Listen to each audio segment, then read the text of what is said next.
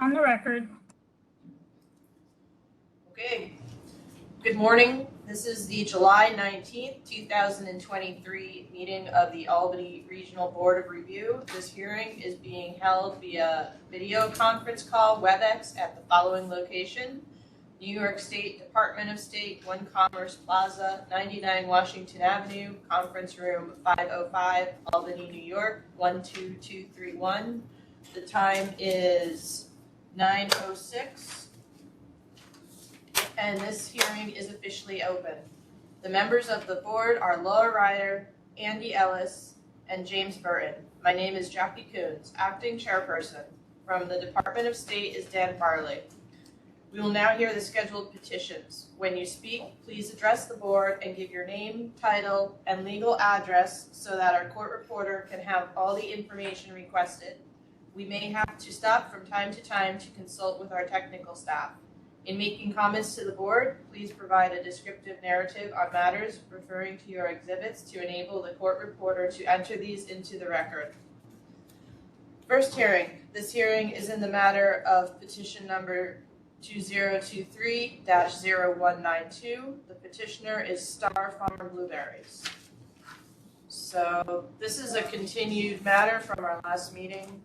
The board has received a couple additional documents, revisions to the plans. And at this time, I'll open it up to someone on behalf of the applicant who would like to describe the changes that have been made since we last met in May. To the construction drawings? Sure, if you want to just explain what else you can offer us based on our concerns from the last meeting. We've reviewed these ourselves, but I'd kind of like to hear what you think is the major points of progress that we've I think if Jason Singer from Rich Nolan's office is available. He's the Is he on there? architect of record. Rich Nolan. Rich Nolan? Yeah. I'm sorry, who's speaking right now? Ira Dorsey, Dorsey Construction. Okay, could you spell your name? Could you spell your name, please? IRA. Yep, first name Ira, I-R-A. Last name Dorsey, D-O-R-S-E-Y. Thank you. Yep.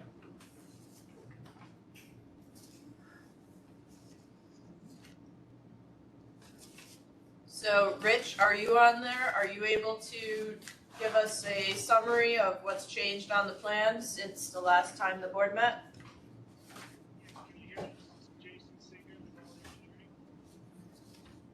We can barely hear you. Making some background noise. I heard you say Jason. Oh, Jason, are you there? Yeah, I'm here. Can you hear me? Much better. Just starting to now. Okay, so you're on there as Rich. Yeah, Rich is here as well. Yeah, so we just we provided a construction set for you. We just provided a lot more information on the drawings. We gave you a narrative of all the changes that were made to each sheet. And I don't know if I want to go through all of those, but basically we developed the drawing set further and addressed all the building code issues, energy code, everything in the drawing set. So I don't know if you want me to go through each item, but that was basically the revised submission. There was a sheet in there, LSO1, a life safety plan, that just gave additional information on all the life safety information related to this issue. So we did notice, thank you, that the exit doors, the swing changed to outward from inward. There's an exit door added. The vestibule was added.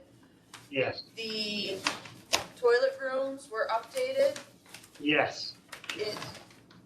The board had suggested maybe some type of fire separation between the staging prep area and the multi-purpose hall. It doesn't look like that suggestion was implemented. Not that it's required, but we just want to confirm that there was no consideration given to separating that portion of the building out. Is that correct? That was always something we actually talked about, but no, we did not provide a separation. How about the access to the building, we see that you added the concrete slabs just outside of the doors. I think in our last meeting, we had discussed a handicap accessible route into and out of the building, and also fire apparatus access to the building. Has any extra design gone into those Well, concerns? well, it is open on all sides for fire truck, but we just added pads, like you said, outside all the doors. We could, but we didn't discuss adding any additional sidewalks around the building, although we wouldn't be opposed to doing that, but, no, what we did show was just pads outside, and it is open on all sides. But we didn't add additional paving around it. That wasn't something we discussed internally, though. Okay. Laura or Andy, do you have any questions for Rich and Jason before we talk to Ira, probably? I'm good right now. Okay. Unless, Jason, Rich, if you can answer the questions we're going to have about analyzing the cost for the fire sprinkler, is that something we should have Ira discuss? Yeah, you should talk with Ira. That should be Ira. Okay. Then I think we're going to move on to Ira. So just sit tight for a couple minutes. We'll see if we have any other design questions after that. Absolutely. Thanks. All right. Are you ready for that, Yes. Ira?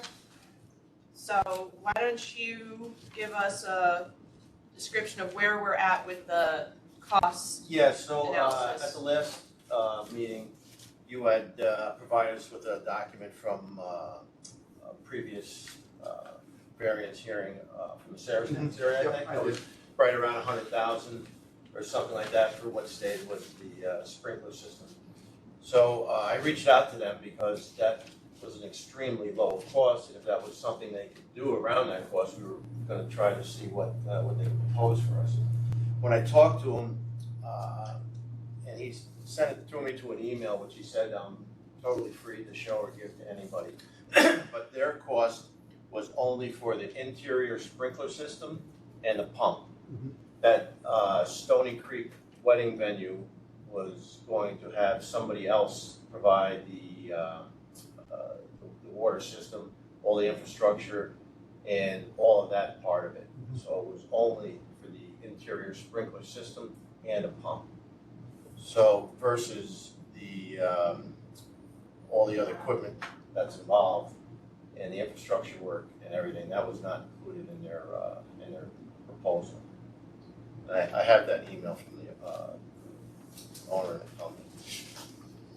Okay.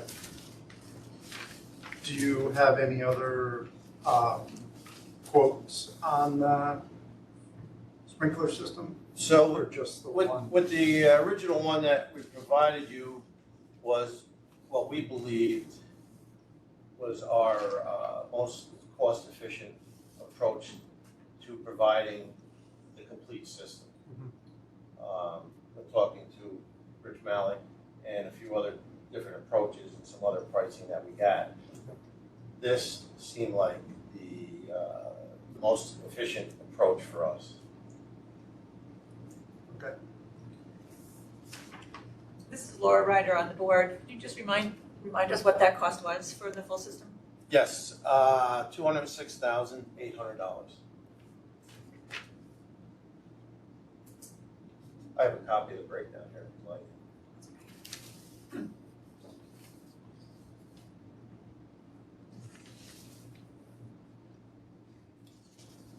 I guess at this time, I'll ask on behalf of the applicant, is there anything else that you want to discuss with the board in regards to the fire sprinkler variance? I was just gonna, Richard Malik, PE, Malik Engineering, 10 Sheffield Drive, Clifton Park, New York, 12065. And I was just gonna mention, you've already identified it with the additional exiting that was shown in the drawings. But the alternative essentially is the same that we proposed with the additional exiting system. So as you noted, the double doors on the backside are all swinging in the direction of the means of egress. And then that one door was added on the front side on the far left side of the drawing.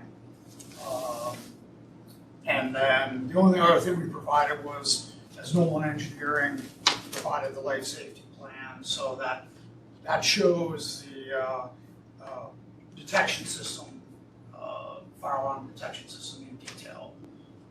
So that can be, this construction drawing could be provided to the alarm contractor for the shop drawings, and there should be no question in terms of the details and the nature of the system that they would need to provide for the facility.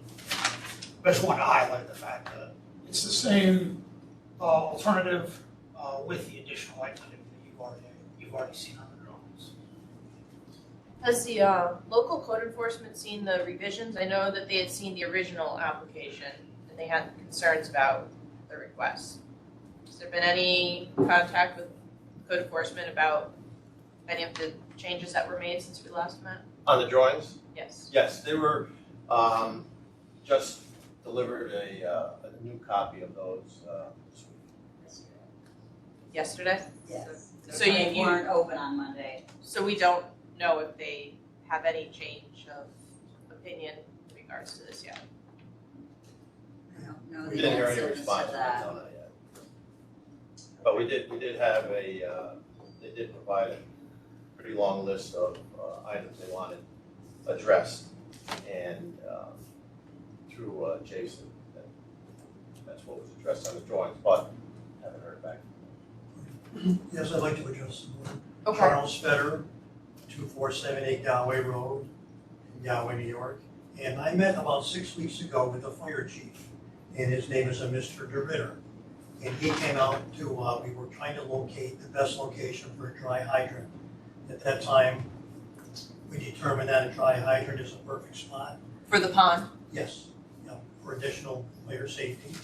And at that point, I said, let's take a look at the building and the surrounding area, and asked him at that point, do you see any issues at all getting a fire truck in or around the building at any point? And he said, no, there's no issues at all. He was going to write me a letter of support substantiating this, but he hasn't yet. But that was a verbal conversation we did have, and he saw no safety issues at all. This is Laura on the board. So I have a question. I don't remember seeing photos. Other than the crushed stone driveway that's shown at the entrance to the building, is there access around the building for Yes. for a truck? So is it gravel? Is it It's grass, yeah, well, some is gravel, in the front there's a drive, but the rest is nice grass, and they can easily drive around it, like it's not muddy or right? anything else. Very Although nice. with all this rain we're having, I'm sure it gets muddy. Would you be opposed to putting a gravel path around it? Not really, no, if they really, that's what it took, sure. Something to consider. We will discuss it among ourselves later.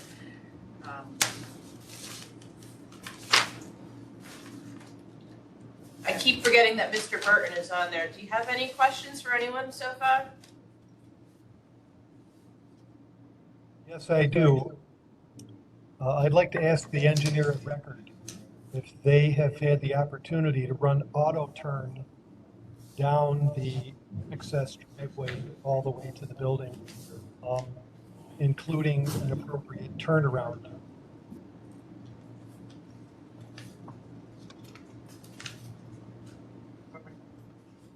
Couldn't quite hear the question, but we did not use auto turn. You mean to get around the building, put a vehicle to get around the building? Is that what you said? Right, but we would usually ask you to go to the fire service and get a copy of the model of their largest fire apparatus and use that to run your auto turn. Right. We have not gotten that from them. I mean, as Chuck mentioned, they did discuss it, but yeah, we haven't put their model on the drawing, on the site plan. That's something we could do, but we haven't done that. Thank you. This is Jackie from the board. Has the planning board in Galway asked for that also? Typically, municipalities like to see that too. Yeah, I went to a planning board meeting and they didn't ask for any of those things. Has the planning board rendered a decision in the case? Are you No. done with the planning board? No, we're gonna reapproach. They gave us a list of additional things they wanted done, additional information, and we're getting that now. Okay. Are any of those things related to what we've been discussing here? None of them is.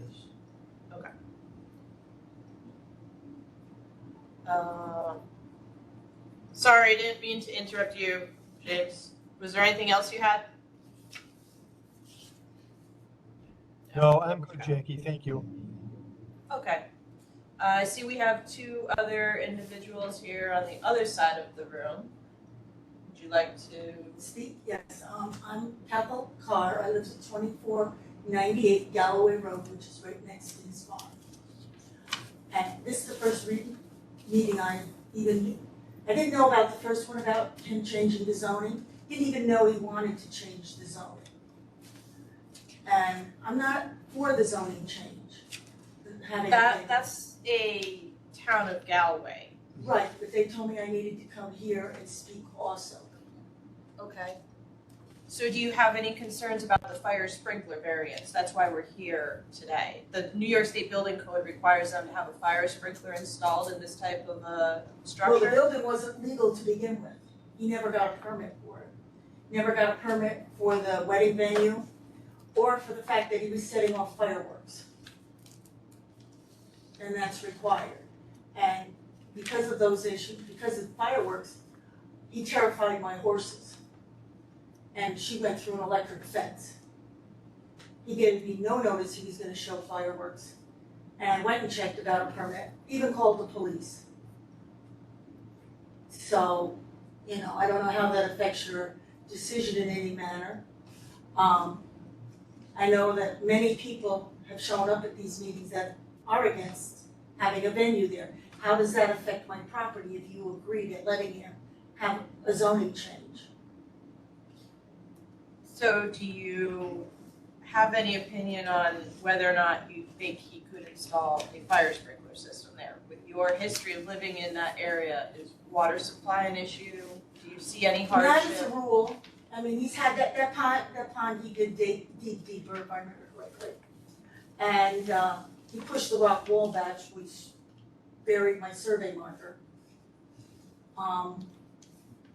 But, water's never an issue in Galloway. You can literally dig a hole and have water. That's how much, but that's not the main issue. Nobody wants this venue. No, I understand your issues on the planning side. But it is helpful that you can tell us that water's not an issue there in Galway, because there are some places in the capital region where water supply is an issue, and that is a consideration that we would have in granting a sprinkler variance. So thank you for the information on the availability of the water. Like I said, we can't help you with anything on the planning zoning side of this. Who do I have That's to, all that besides the has to town? go through the town. So the town has to agree to this venue. Right, we were not aware that they did not have a final planning board approval yet. That doesn't mean we can't hear the case, but that's just not any information that we've been given yet. So if that's still a pending process, then you need to remain involved with the planning board. Oh, I will be. Do you have any comments, sir? Are you here for this case? I'm not here for this. Okay. Okay. Andy, do you have any more questions for anyone here?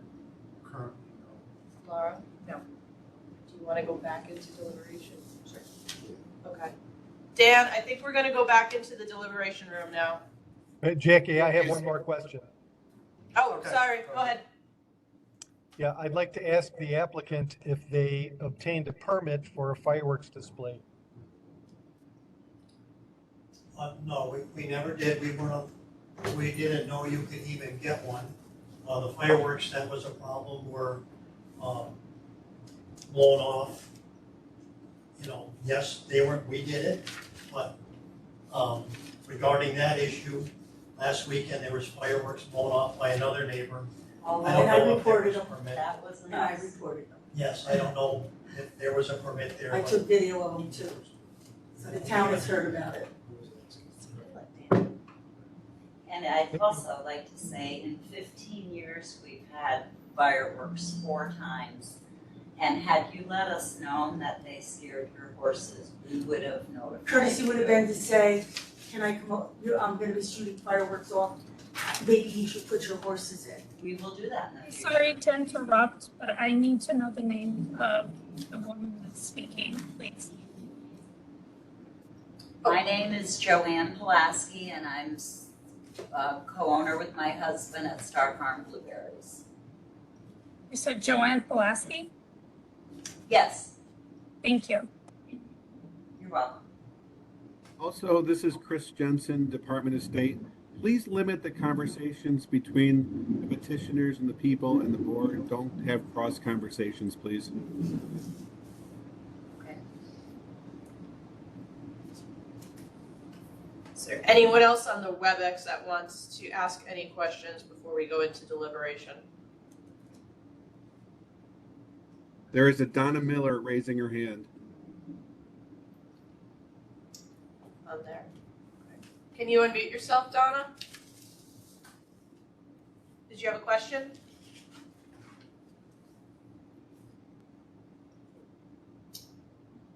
Donna, we You cannot don't- hear you.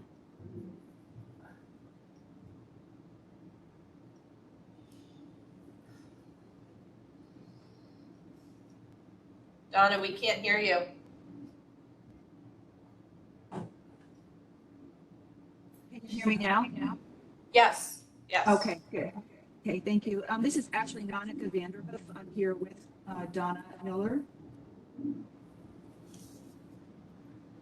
Okay. We can't hear you again.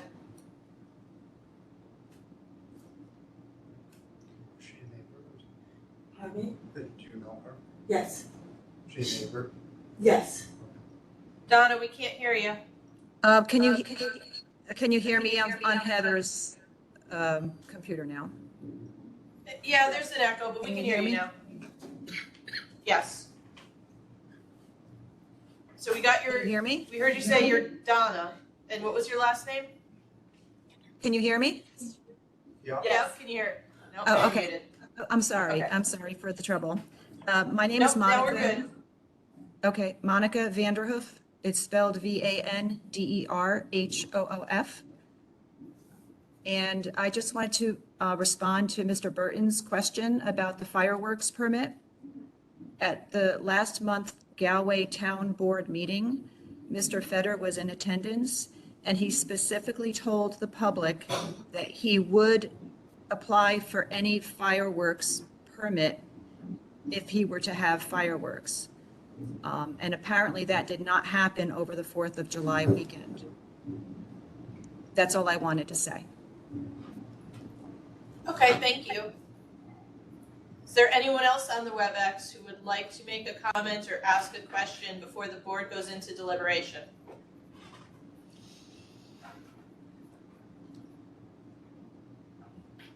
No? Okay. Oh, wait, Ms. Pulaski? So we didn't have fireworks on the 4th of July. I just want to Not quite right clarify here. that. Okay. Okay, You did, that was not you. no, Okay. that's all. Okay. Okay, I think the board is gonna go into deliberation now, if we're ready, Barb. Yeah. Okay. You guys wanna step out for a little bit while they discuss the case?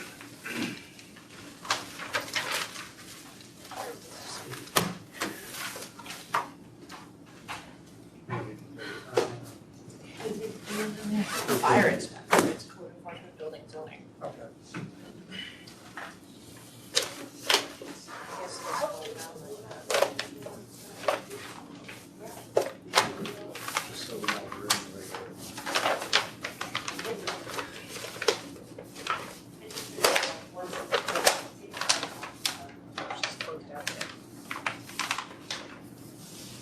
You might want to switch over to the.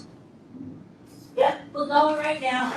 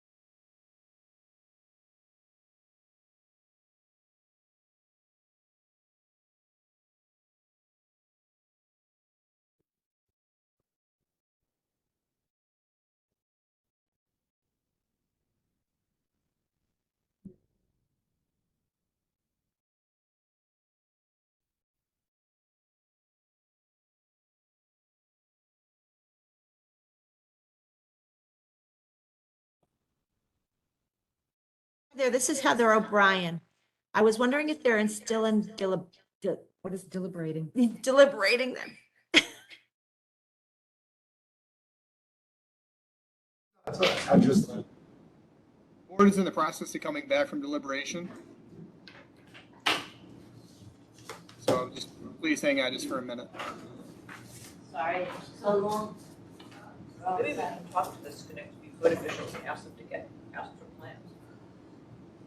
And they showed up for anything.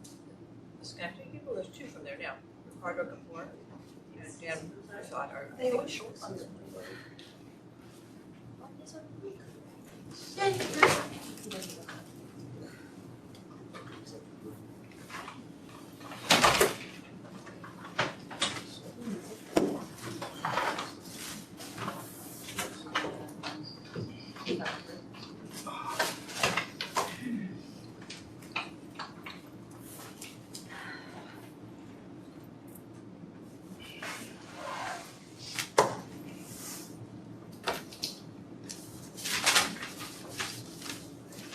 Are we all here? Dan? See everybody except Dan. Jackie, I am here. Okay. I see Jim Burton and Chris. Chris? So yes, we should be And here. Annette. Yep, Are you ready, Annette? he's here. Yes, I'm here. Okay, we're gonna go back on the record then when you're ready, Annette. We're on the record. Okay, so we are going to, Excuse me, is this meeting being recorded? I haven't heard the thing. Yes, Is it? Okay, I did hear you did? one. Yes, I did. Okay. So we are back on the record regarding case for petition number 2023-0192, case of Charles Fetter. The nature of grievance and relief sought, the petition pertains to the construction of a building of occupancy group A2, assembly, banquet, reception hall of construction type 5B, wood frame unprotected. 1-story height, 5,222 square feet in gross floor area, known as the Stargazer Hall, located at 2478 Galloway Road, Town of Galway, County of Saratoga, State of New York. The petitioner is seeking relief from 19 NYCRR Part 1225, the Fire Code of the State of New York, Section 903.2.1.2, for Group A2, which reads an automatic sprinkler system shall be provided throughout stories containing Group A2 occupancies and throughout all stories from the Group A2 occupancy to and including the levels of exit discharge serving that occupancy where one of the following conditions exists. 1, the fire area exceeds 5,000 square feet. 2, the fire area has an occupant load of 100 or more. The petitioner requests relief from the requirement that a structure with a fire area exceeding 5,000 square feet and containing an occupant load of 100 or more to be required to contain an automatic sprinkler system. Staff analysis, the petitioner requests relief from the requirement that a building with an A2 occupancy containing a fire area exceeding 5,000 square feet and an occupant load of 100 or more contain an automatic sprinkler system as per the 2020 Fire Code of New York State, Section 903.2.1.2. The petitioner indicates the installation of an automatic sprinkler system would create an excessive and unreasonable economic burden due to lack of access to a municipal water supply and would be unnecessary considering alternatives the petitioner is proposing. The petitioner provided a cost proposal for the installation of an automatic sprinkler system and associated equipment in Exhibit 2. The petitioner proposes to reduce the occupant load from 286 to 240 persons. Provide an additional exit, increasing the number from 2 to 3. Provide an exit maximum travel distance of 45 feet. Modify interior finish to Class A or Class B material. Install a manual fire alarm system, automatic smoke detection system, and occupant notification system. The local code enforcement official does not support the requested relief with the petitioner's proposed alternatives. The petitioner's exhibits include Exhibit 1, January 24th, 2023. Letter from Trevor Gilday, Code Enforcement Officer, Town of Galway, to Chuck Vetter for occupancy classification. Exhibit 2, June 21st, 2023. Automatic sprinkler system narrative and project cost data. Exhibit 3, April 4th, 2023. Proposed alternatives. Exhibit 4, April 28th, 2023. Structure history. Exhibit 5, construction plans titled Multipurpose Hall by Nolan Engineering PLLC, dated March 16th, 2022, having last revision date of June 21st, 2023. Exhibit 6, June 21st, 2023. Construction drawing set revision narrative. Exhibit 7, March 21st, 2023. Existing conditions survey by Northeast Land Survey and Land Development Consultants, PC. Board's findings of fact include the petitioner indicates a 1,200 square foot portion of the building was constructed in 2015 without a building permit. Number 2, the petitioner indicates the remaining 4,022 square foot portion of the building was constructed in 2022 without a building permit. Number 3, publicly available documentation, including photos and website postings, detail the structure has been historically utilized for large gatherings and social events where food and drink are consumed. Item 4, publicly available documentation, including photos and website postings, detail the structure has been occupied prior to obtaining any required building permits or associated certificate of occupancy. Finding number 5, petitioner indicates the existing building has a design occupant load of 286 persons and the fire area of 5,222 square feet. Finding number 6, the existing building was constructed without an automatic sprinkler system as required by the 2020 Fire Code of New York State, section 903.2.1.2. Finding 7, the updated construction plans provided to the Town of Galway and the Division of Building Standards and Codes provided to Town of Galway on July 18th are lacking detail regarding mechanical systems, plumbing systems, fire protection, and energy code compliance. Plans detail the use of rainwater storage tank for supply of water to sinks and drinking fountains. Plans lack detail on septic system, on-site wastewater system. Survey plan details septic cover in proximity of pond and New York State DEC wetlands. The local code enforcement officer has indicated that prior to issuance of a building permit, the applicant will be required to provide plans and supplemental information necessary to ensure code compliance.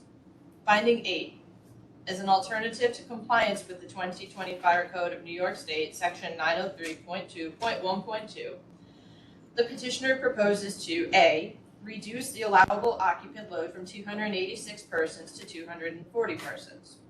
B, modify interior finish materials. C, they have included a single exit in addition to that required by code. D, add a manual fire alarm system, automatic smoke detection system, and occupant notification system.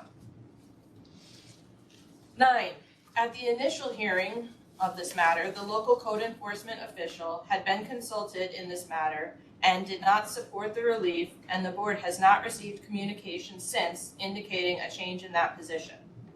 10, fire apparatus access does not meet the requirements of the uniform code. 11, the site plan does not appear adequate for the quantity of vehicles anticipated to support the petitioner's occupancy load. 12, the board finds that granting the variance would adversely affect the Uniform Code's provisions for health and life safety. Conclusion of law that therefore in the matter of petition number 2023-0192, the board finds that insufficient evidence has been provided to warrant a variance, and the granting of a variance would substantially and adversely affect the Uniform Code's provisions for health, safety, or security. Therefore, this motion is denied. Do I have a motion? I'll make a motion. This is Andy from the board. This is Laura, I second. Mr. Burton? Oh, Vote aye. roll call for what? You were just asking for a motion. Right, so Yeah, first and Yeah. second, so we have to do roll call, so Now you have to ask. do you, So you're now voting on the motion to deny the petition? Correct? correct? So you're asking the So, board now we're doing members roll call? whether, or not- yes. Yeah, so Mr. Burt, I was doing Mr. Burton first, he's up there on the WebEx. Yeah, I'll vote aye. Mr. Ellis, Aye. Ms. Ryder? Aye. And the chair also votes aye. This decision is limited to the specific building and application before it as contained within the petition and should not be interpreted to give implied approval or denial of any general plans or specifications presented in support of this application. The hearing is now concluded. And Annette, you can go off the record. Off the record. Thank you.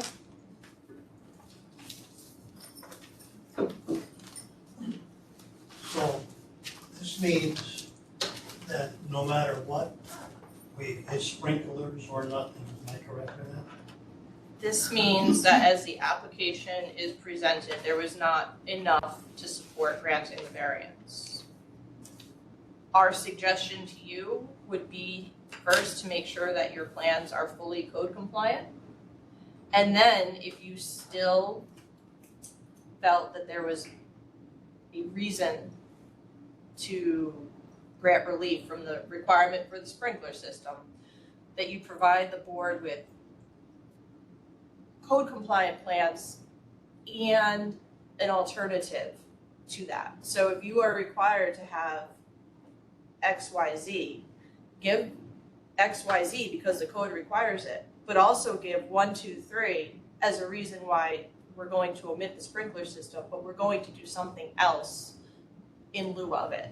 We feel that right now, you haven't even met the uniform code for what would be required even if you weren't before the board today. And then if you did, then we would want to know what else you're giving. The extra exit, we appreciate. That is one item that is not required by code that has been offered. But that in itself is not enough right now for us to feel we should grant the relief from the sprinkler requirement. So what he's designed for us doesn't work, our alternative with the police stations and a strobe and a warning, that's not A lot of those things are required anyways. I would suggest that you have a full code compliance analysis done on your plans. And you need support of the local code enforcement officer for this. And we want support from the local fire department having jurisdiction over this. And we want support from the town in general. The planning board hasn't even rendered a decision on this. We want to make sure that all of the people involved in this are in agreement that there's sufficient reason for us to grant this variance. Let's say we didn't want a variance, say the code is anything over 100 people, sprinkler system. So we said, okay, we're gonna spend the $209,000, install a sprinkler system. Then you go through the town of Galway, and when they feel that the plans meet the building code, then they issue a building permit. Because our hurdle now is we can't get a building permit until we either install sprinklers or have a variance. Correct. So Those are your everything two. is stopped. Well, I don't know that they've done a full code compliance analysis. They've told you that you need that sprinkler system because it's required by code. Correct. You need to discuss with their code enforcement officer, is that a complete code enforcement analysis of these plans, or was that just one item that they found? Because they may have other things in their code review that they find that you need to amend on your plans. Yeah, none of that was brought up. It was pretty much, get the sprinklers or an alternative, install them, and then we can give you, rescind our stop work order, get a permit, and get working. I don't know how it works in the town of Galway, but I can tell you in my jurisdiction, if you don't even have zoning or planning board approval, we are not doing a full code compliance review. You need to have all of those administrative approvals in place before we'll accept an application for a building permit. And when you submit that application for a building permit, we have an entire checklist that we go through for the code to make sure that everything complies. Now, I can tell someone right at the start of the process, hey, you're gonna need a fire sprinkler system. And that might make or break their project before they even put all that engineering into a site plan and a planning board application. So that might be what happened in the town of Galway. They might not have actually done a full code compliance review on your plans yet. And you need to have that discussion with their building inspector. Yeah, well, our problem now is our building inspector has resigned. So now it's, we don't know exactly who is going to take over or if he even cares anymore since he's turned his resignation in. He Is is, it a one-man department? yes, One person? No? yes, unfortunately.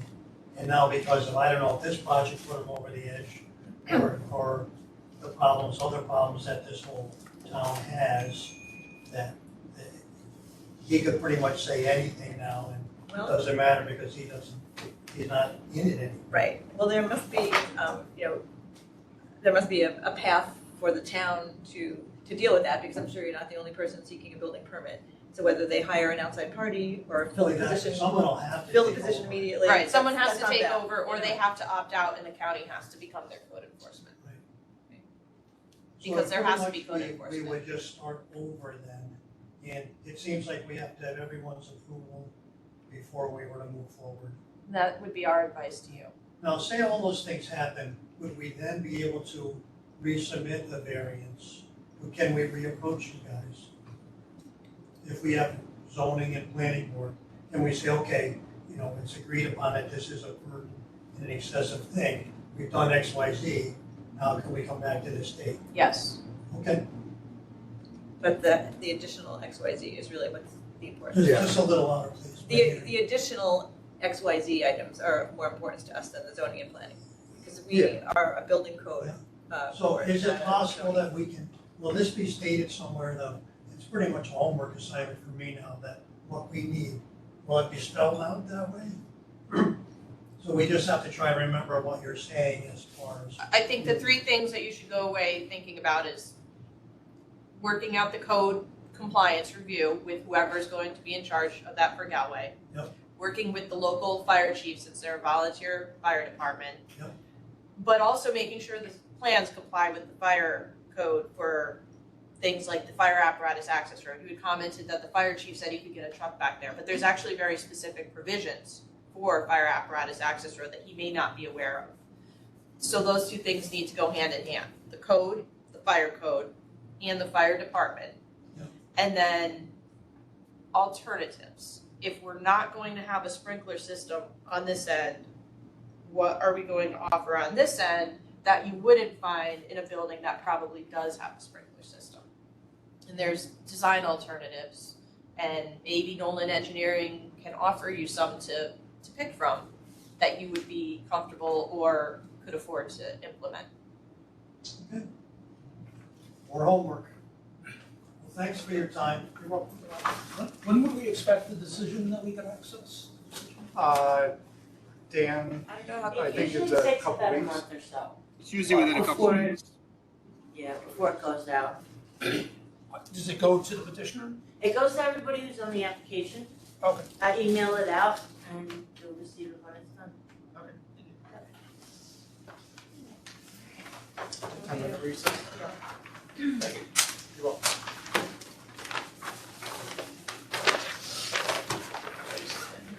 Yeah, 10 minutes, we'll come back, yeah. Yeah, okay.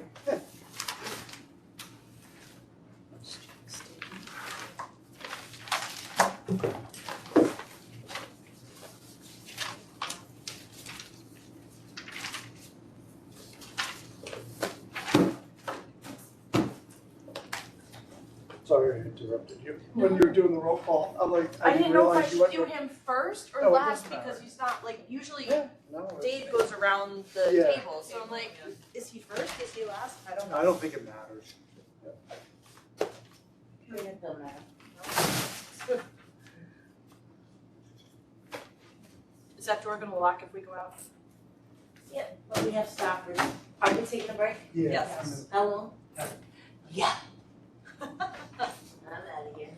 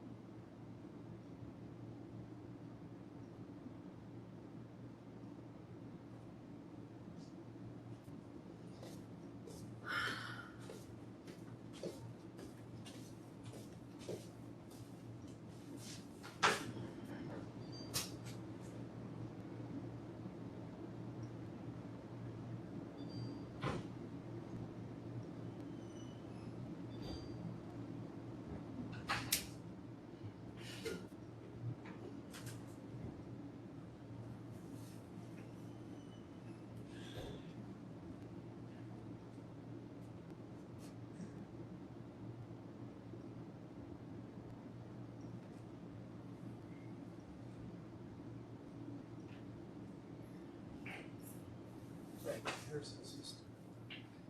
Oh, she doesn't look as pretty. Those She ears. doesn't, does she? What are those ears? I don't know, New but puppy. they're huge. Well, this is our dog's sister, who's been in the shelter since we adopted him 2 years ago. And we're trying to adopt her. Yeah. Oh my gosh. Wow. What is it, like a, is it So she's a a bit pit mixed. mix? Yeah. And there's my buddy right there. He looks pit. The Yeah, other yeah. one, not as much. No, I know, No. but yeah, They're really very the different. kisses. Aw. So we're trying to adopt I her wonder with if this. they remember each other. They do. Oh, yeah, he was in full body wag, he was like, But is he like that with he- most dogs? no. No, okay. He's very selective, very, very selective. So Oh, that's great. I mean, that's that's so what awesome. that's what we've been trying to work on since At least, almost May. at least she's in a Or no-kill beginning of facility. You know, a lot of places would have dished her I by know. now. Well, I don't think the county can do that. I'm not sure. Around here, I don't think there's as many kill facilities. No. Down south, south. that's why they bring a lot of dogs up They there. fly them up here. I know. When I used to volunteer at Mohawk Hudson, there was some dogs that were there for a very long time. And it was usually the bigger pit mixes. Oh, yeah. She's very anxious, but so is our dog. One of mine is very anxious. They told me he had to go to a home with another dog because he couldn't be alone without getting too. Yeah, she doesn't want to be alone either. So, we'll see what happens. They're giving us a pretty hard time. So you brought your dog to the shelter Twice. so they could Three meet each times, other actually. and walk together? 3 times he's been there. They, 2 weeks ago, 2 or 3 weeks ago, they were at our house doing an analysis of the house. Do they bring a dog then, or no? They brought the dog Okay. and everything was fine. And now we requested the second one because they haven't released her to us yet. So we're trying to. Right, we're find like, what's the a big doctor deal, to right? attack. Like, Well, we're gonna have that discussion later we today. already have the bro, we've already been to her house, they get along, you know, and see our dog is thriving. Mhm. So the petitioner that was sitting there, he has to put money in the meter. So he's a next case, I think. He said he was. If he's not, Hopefully these will go faster. Yeah, I don't know. we should ask him which case he is. Dan, are you there?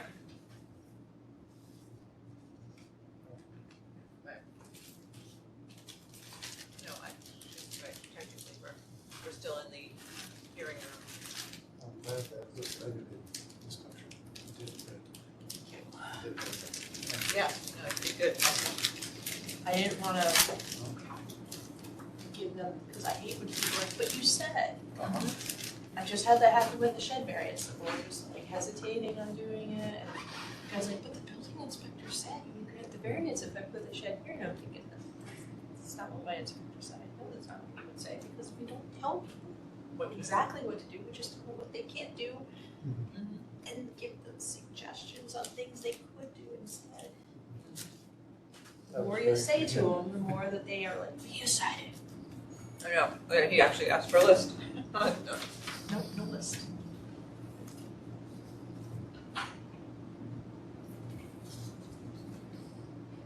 Yeah. As an architect, it's very interesting to me that their architect, engineer, whatever, like, isn't going farther. Like, I feel like if I was the architect on this job and we got shut down, I'd be like, you have to offer something else. I know, So- or have that Conversation, or I would be engineering. having a conversation like said Andy. They're not, the problem is they're not using architects, they're using engineers, and those guys are good at like taking the building and figuring out structural loads and all, but they're not So inclusive But architects. I did look at this whole I picture, thought there was, because Mill Engineering, I think, has no. so. Yeah, everything but is- my dealings with them. Everything is driven by what the customer wants. Well, that's the difference, I guess. That's- That's the difference. And you know what? So when I take on, if I take on a job and the customer's point of view of how this should be is not in line with my own, then I move on. You know, we're not a good fit.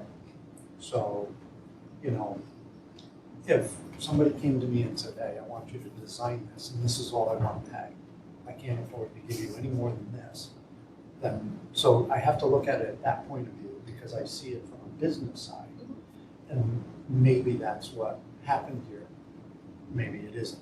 I don't know. But I've built homes prior to strict energy codes where we are now, with 5 sheets of drawings.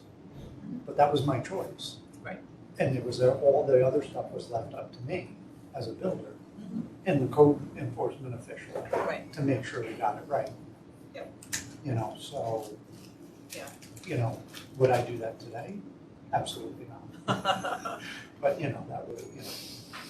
You have a hard time finding a building. Which one, yeah, you're, are you Jacob Realty? Okay. Okay, you're next. So you're on next, okay. I have Just to, want to make sure. I think they're coming back now.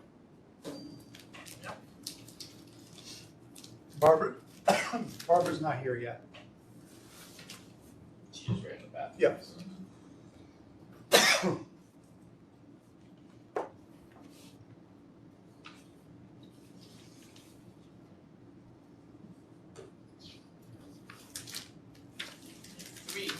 Four connected cases. Yeah. All the same issue. Usually we're good for like one no-show a meeting. Yeah. I don't see too many people on the call. But No. let me see. Do we not go, if there's a no-show, do we just, go over there? We went through this the last time. We did not, We didn't, we just left, we're done. yeah. We didn't hear, and it's not back. No.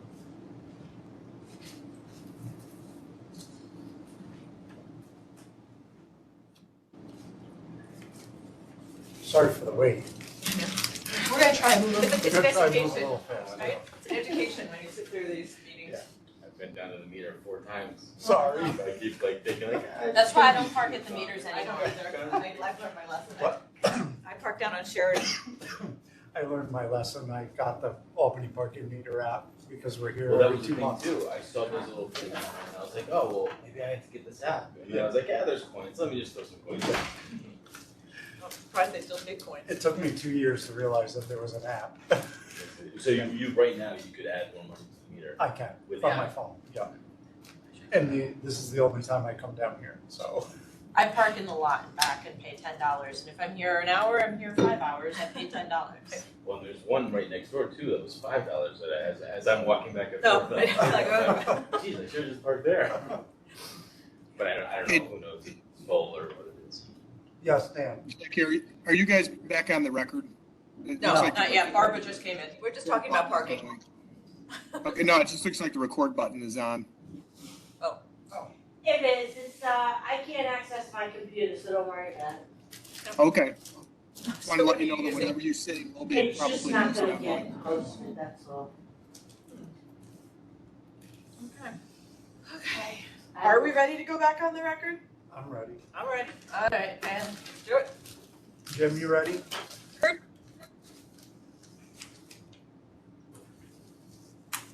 Annette, you ready? Go back on the record? Yes, we're on the record. all right, so the second hearing is in the matter of petition number 2023-0018.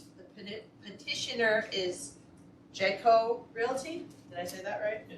And you are here on behalf of Jayco Realty. Okay, so we are on the record. This is a hearing for relief from Chapter 61 of the Consolidated Laws of New York, Multiple Residence Law, Article 3, Section 30, cellar ceilings, which states that in every such dwelling, 3 stories or more in height of the cellar or the lowest story, if there is no cellar, shall be fire retarded or equipped with a sprinkler system unless such ceiling has already been plastered. And is that correct, that you do not have any of those conditions currently? Correct, yes. And Chapter 61B of the Consolidated Laws of New York, Multiple Residence Law, Article 3, Section 31, inside cellar stairs. States that every stair leading from the cellar to the floor above in all old multiple dwellings shall be enclosed with fire-retarded partitions and shall be equipped with a fire-retarded self-closing door located as the department may approve. Is that correct? Partially, so I do have a fire retardant self-closing door, but I don't have The walls. the walls. We ask because we're starting to get so many of these that some of them were understanding and some of them were not. So you do not meet the requirements for the cellar, for sprinkler or fire retardant, and you do not meet the requirements for the stairway to the cellar, but you do have a fire retardant self-closing door at the top. Correct. Okay. There was no floor plan submitted with your application, which is why I had to ask that question. We do have your application for the variance from the Department of State. We have a violation cited by the City of Schenectady. We have some formal rental certificate copies. We have a certificate of completion for, it was hard to read because of the City of Schenectady stamp right over it. Right. And we have their zoning compliance letter. And then we have a survey that shows a garage also on the property, but according to aerial images, that is no longer there. So the topic of discussion is the two-story house at the bottom of the survey page, correct? Correct. Okay. So we will open up this matter, and would you like to give us a description, the inside of the structure, since we don't have any plans or pictures of that? Sure. I'm Josh Ellithorpe. I'm the owner of Jekyll Realty and the property 2 North Ferry Street. My address is 42 Ruggles Road, Saratoga Springs, New York, 12866. And I did email this to Dan Farrelly, so I don't know if this is, this is a crude floor plan of. Okay. Great. Anything's We better like than that. nothing. Anything better than our imagination, yeah. Great, we can share. I have another. I'm sorry to interrupt, but if you could please speak up just a little bit, I'm having a hard time hearing you. Absolutely.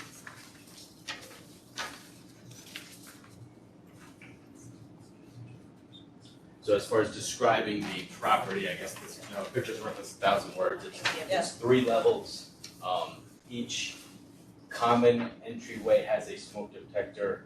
Each apartment has a smoke detector. The 3rd floor is an attic that's been converted. I think that's part of the reason why this has become a 2-floor into a 3rd floor building, because the attic has been converted into a livable space now. Yes. So. If you were only 2 floors, that would not be the case. And that's where this certificate that you're looking at, that's the building inspection completion certificate for the remodeling that was done before I purchased the property. Okay. So this was all done by someone else? Yeah. Yeah, but before the property, and at the time I was working very diligently with the code office. I believe Dan Person is on the line. He's in support of what we've done and everything. It's just a matter of working towards the variance to the code requirements. Okay. So the steps I've taken in place of the sprinkler system required would be all, and in addition, you have the picture there of the 6 smoke detectors in the basement, which are all hardwired to the pairing smoke detectors in the common areas and the apartments. So they all speak to each other, and So these are not a wireless interconnection, these are all, because we've had some that are a combination of, so I just wanna be clear. Every single one in the basement is hardwired. I used the numbers on it, so it's 1, 2, 3, 4, 5, and then 6 is the common area.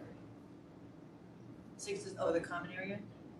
So, meaning? Meaning the stairwells. Stairwells. So each stairwell on each floor, in the outside of the apartments has a smoke detector as well. So, does each apartment have 2 means of egress? I'm sorry, 2 what? 2 means of egress, 2 exits? Yes. So even the 2nd floor, they have it's like a ladder system that comes out from under the window, and that gives them their 2nd means of egress. The 3rd floor has straight up has two means of egress. Okay. And then the first floor is fine. So the third floor has actually two sets of stairs out. Stairs or the? So there's a stairwell in the front of the house that leads up to apartment, goes past apartment 1A, 2A, and then feeds to. I see, so this. Yeah, so it's this- just, it's not right, so drawn the that stair way, continues, but, right, so the third floor has two interior stairs. and the others have one, and a window. And by window, do you mean like a permanently fixed fire escape, or do you mean like a portable It's some new ladder that you design. hook on the sill? It's underneath, like stored in the wall, and it folds out. Okay. And that's for both apartments? On those- And that, they're in the bedrooms or? They are in they're studios, so they're. Okay. Well, actually, no, yeah, the one is a studio, so it's there, and then the other one is in the bedroom. Okay. And the first floor, they probably just could go out the window, there's no need for the ladder. And it looks like these windows are close to egress compliant, if not, okay. Right, so Is- only the rear stair goes to the basement? Correct, yes, the only access to the basement is. Okay. And do you have that locked, or the tenants have access to that? That is locked, but it is a self-closing door when maintenance goes, there's nothing down there, I mean, there's, hot water heaters. Right. But nobody stores anything down there, Okay. tenants aren't allowed down there. There's no washer and dryer down there for them or any common area? Okay. And so that's the one that, so the fire rated door is at the top of the stair, but the walls Are that not. separate it down at the basement level are wide open or not. Well, not wide open, there's sheetrock, but it's just not. Not fire Not rated? fire rated, or okay. whatever. And then the ceiling downstairs is all, the main reason that this is cost ineffective is because, A, we went to the efforts of putting all those fire and smoke detectors and carbon monoxide detectors all interwired, but then it's a basement, it's got pipes everywhere, it's, it'd be a nightmare to. Right. Is the basement, sorry, I should say, this is Laura speaking, is the basement cut up into a bunch of different rooms, or sort of wide open with just a column and beam? Okay. Wide open, everything is, all the equipment, hot water heaters, that stuff is just centralized in the building. Okay. Gas fired, No gas in the building. It's all, everything's electric? everything. Okay. And that self-closing door to the basement is in which one of the stairwells? The rear service. The rear? So, okay. Okay. And I'm assuming, I should ask this, again, this is Laura, each apartment also has its own required smoke detection system in it. That's just within it. That does not alert others, right? It doesn't alert others, but it does alert it's hardwired to the basement one. Okay. So that they talk to each other. So that if Right. something was so if a fire was detected in the basement, every alarm would yeah, go off. But if someone But- burned their toast, only their alarm goes off. Got it. Okay. So I think I have enough information. I'm good. Jim, Yes. do you have any questions regarding this application? No questions, thank you. Okay. Okay. And I don't see anyone here from the public. Is the code enforcement for City of Schenectady available online? Which was Dan or? What address is this for? Dan This Prasad is for speaking. 2 North Ferry Street.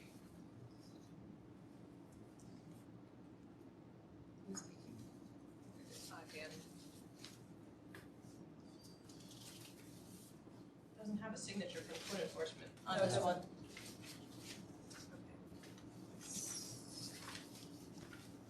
But it was.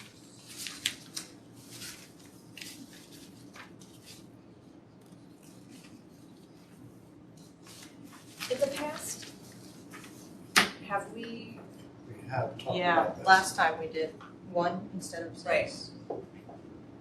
What was the address there again? 2 North Ferry.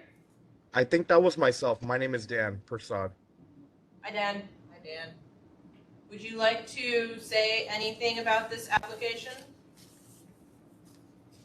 No, it was, that's pretty straightforward from what he was explaining. So are you in favor of variance being granted? Yes, I'm okay with that. Okay. Any other questions from the board? No. There's nobody else on the WebEx that wants to comment on this application, then I think we can go into deliberation.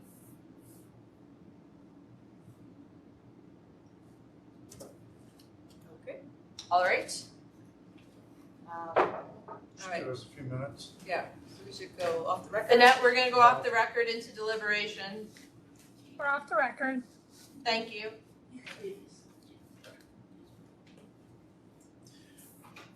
Barbara, switch us over.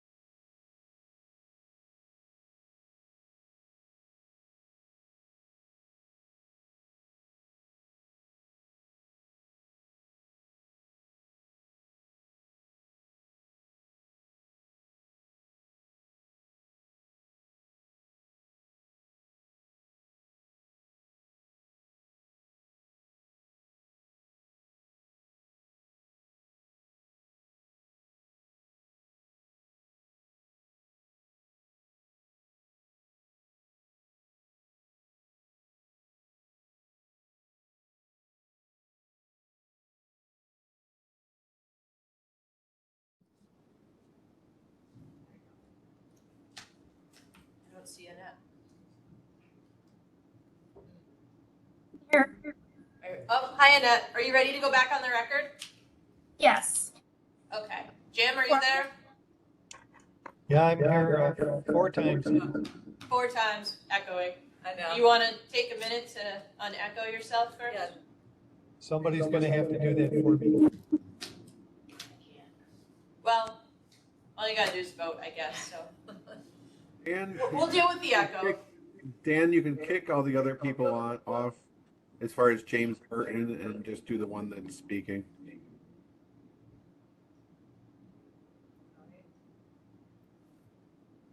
Oh, there they go.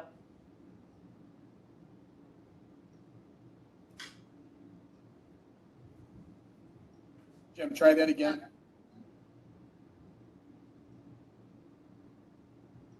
I think it was the wrong one. We lost you, Jim.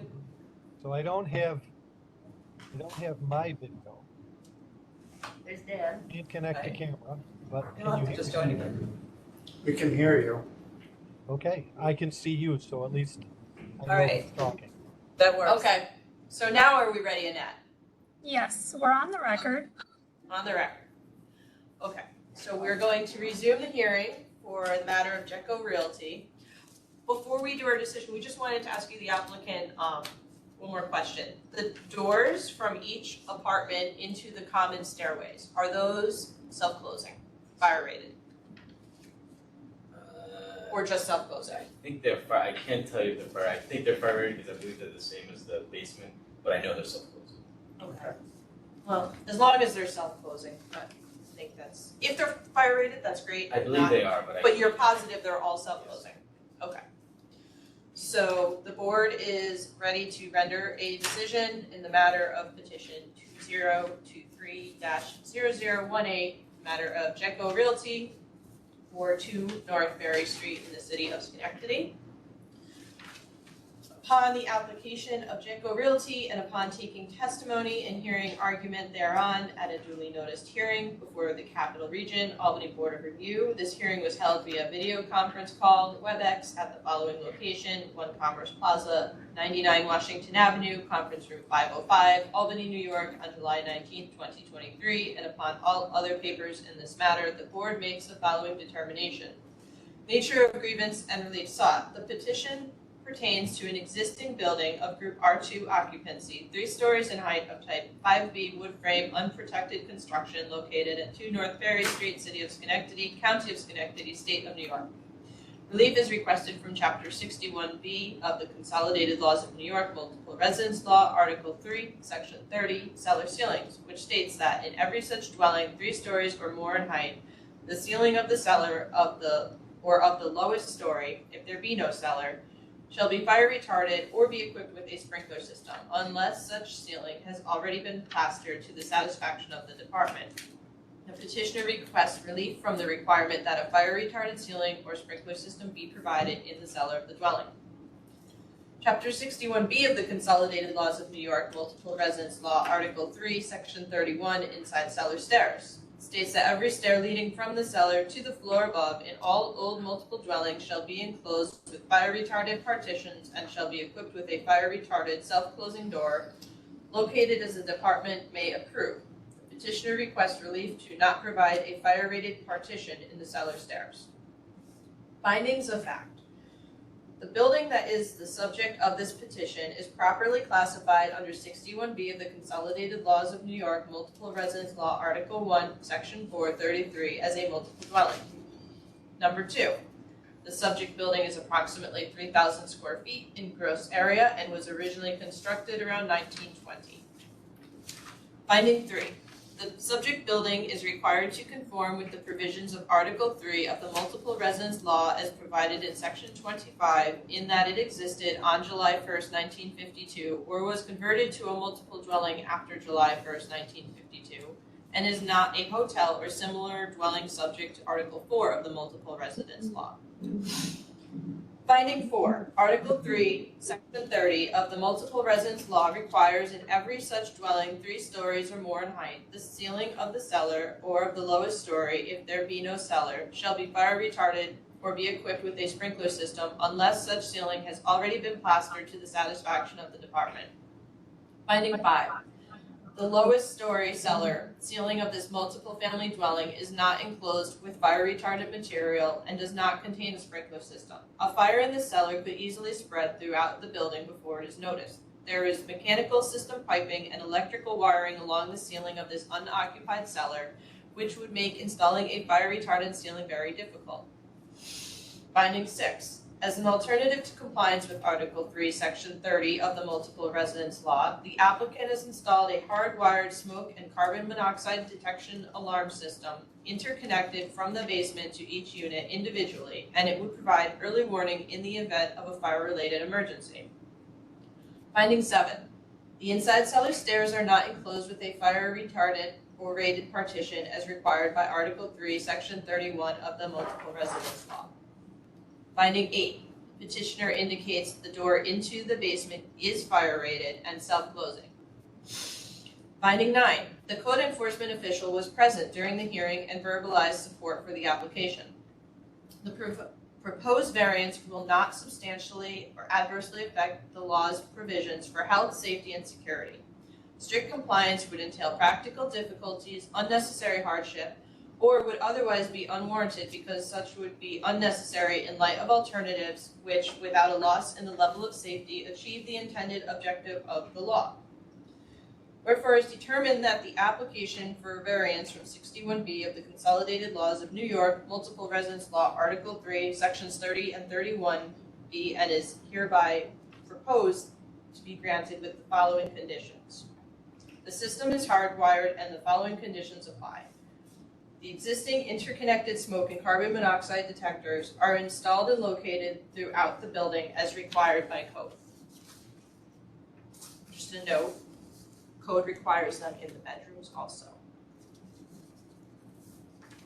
Okay. Okay, all right. So we're just going to leave it at code. Code can change from time to time. Okay. Currently, it also requires them in bedrooms. Condition 2, that the property owner shall have the City of Schenectady perform a formal test of the installed interconnected alarm system to ensure all alarms are properly communicating and installed. Condition 3, that any entrance door and every door opening into any entrance hall, stair hall, or other public hall connected therewithin shall be self-closing. This decision is limited to the specific building and application before it as contained within the petition and should not be interpreted to give implied approval of any general plans or specifications presented in support of this application. Do I have a motion from the board to grant this approval? Laura makes a motion. I'll second. Andy Ellis. I'm going to poll the board now. Mr. Burton, are you in favor? I'll vote aye. Mr. Ellis? Aye. Ms. Ryder? Aye. And I also vote aye. Acting Chairman Jackie Coons, and members Laura Ryder, Andy Ellis, and Jim Burton all concur.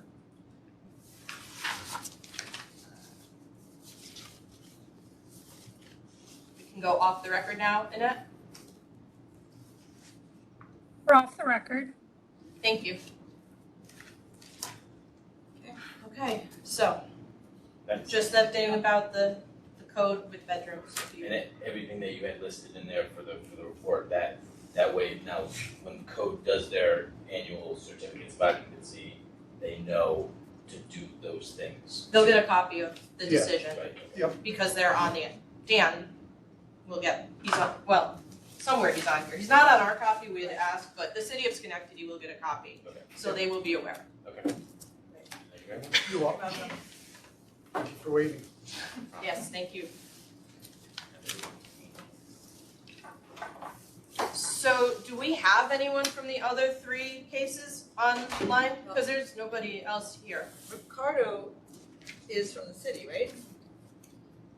I don't know if he is. Ricardo, City of Schenectady, Code Enforcement, 105 J Street. I am present. I do not see the owner for 805 Albany Street. And there is nobody else present here in Albany. No. No, I don't see anybody. So I'm surprised too. we have 3 applications still on the agenda and None of them are here. nobody.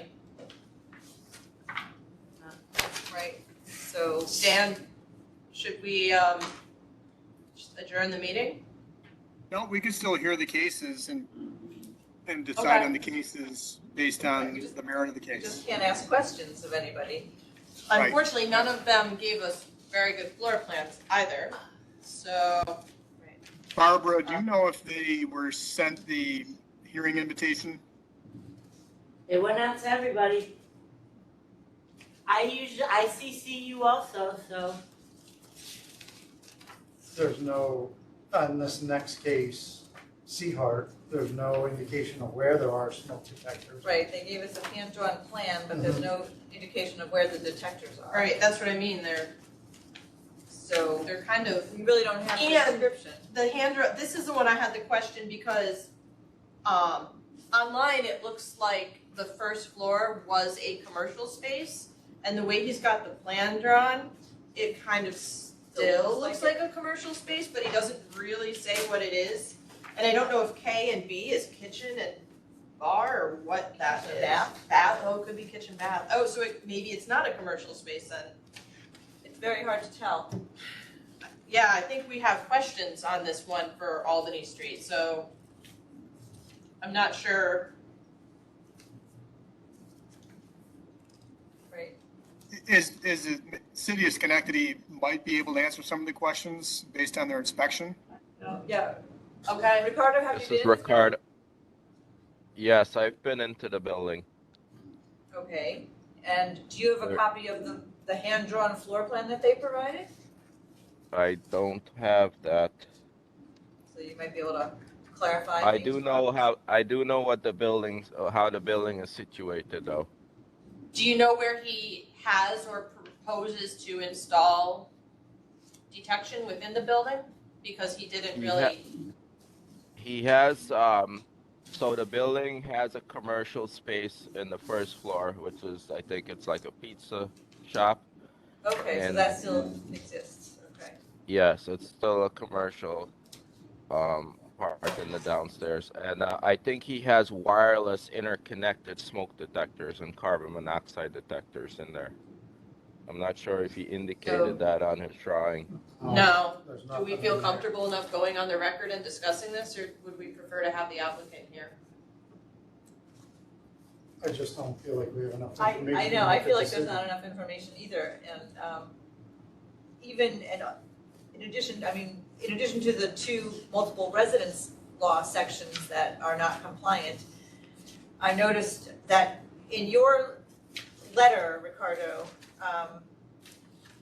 that's in this packet, from December, you're also mentioning something about providing non-combustible second means of egress. So there's that one floor that has a front and a rear apartment, they don't have second means of egress, right? Is that something? They have yes, there's one apartment that uses a fire escape, and they have in the front of the building, they have a main stairway that all the apartments use. Right. I mean, if we want to discuss it, we should go on the record, but if we feel like we don't have enough, then I don't know We that don't we even should know. keep Ricardo. Right, I know, I kind We of feel don't like I even need know more what the- information. We don't have any information. I on wish the he had smoke. at least given us. I agree, a we layout. should have the applicant also present. I am trying to get a hold of him. Right. Okay, while you're doing that, are you responsible for either of the other two? There's one at 251 Green Street and 611 Knott Street. I Or believe those will Officer Dan. Dan. I believe Officer Dan is for Green Street. Yeah. You that? Yeah, he's on both. I am actually for both. Yep. Okay. Okay, well, he works on Albany Street. Do you want to, do we have enough information for the board members for Green Street? If we work with just Jackie, Dan? I have a comment. Okay, Well, looks like I'm still on multiple times. Can you kick me off? yes, you're still, Jim, I think what's happening is you have your deliberation open also. So you've got to mute yourself in deliberation. It's echoing.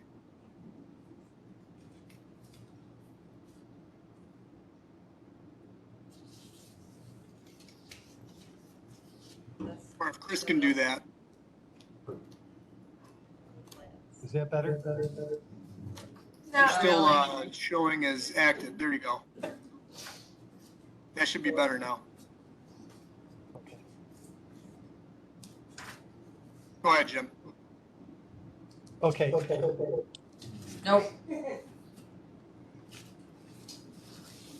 I'm still on multiple times here. Yep.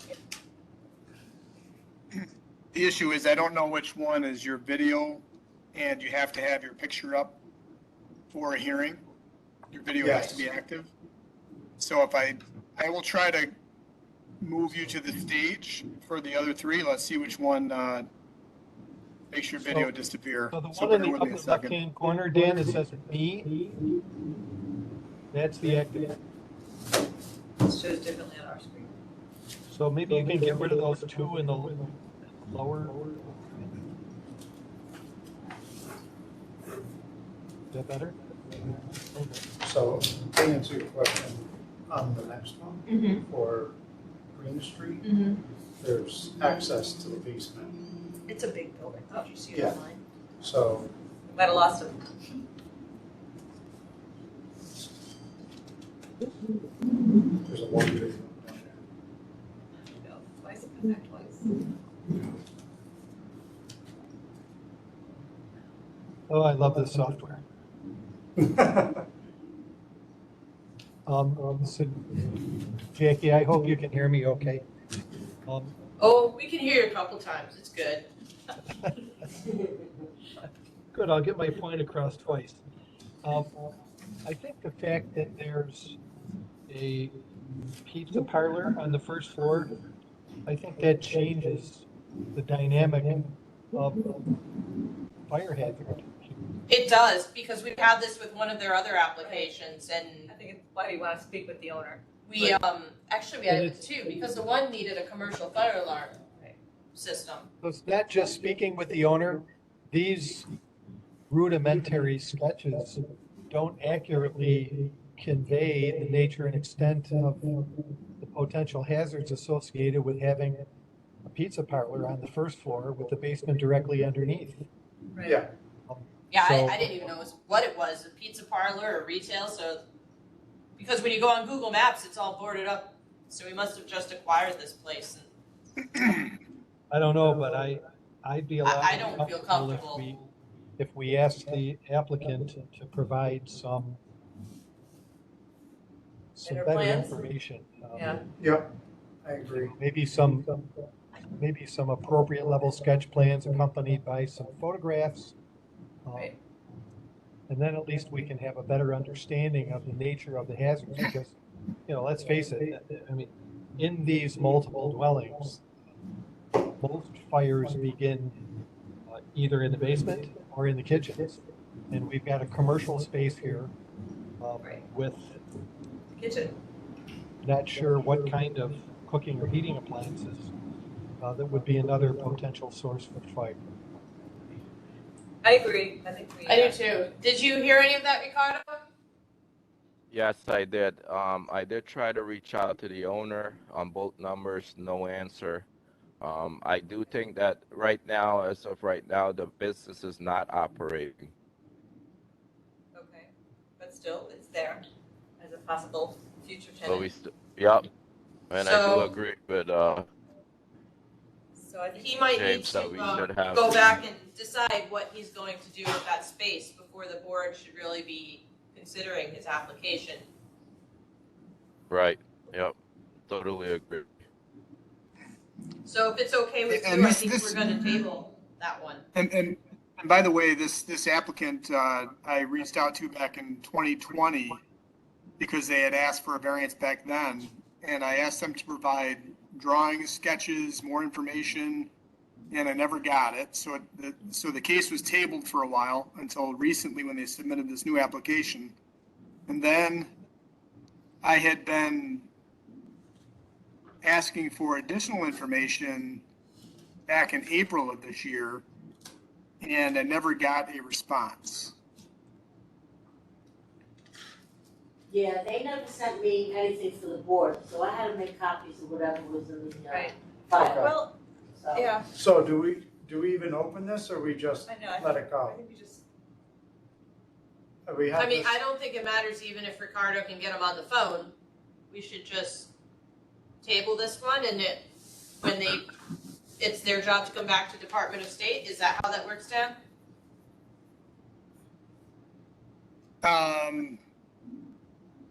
That's a good question. I haven't had the problem before. So I would think that the board could decide to adjourn the case, given that there isn't enough information or, an applicant present to discuss the case, given the fact that the board has questions that need to be answered. Do we need to do that in the form of a motion? Eric, are you listening by chance?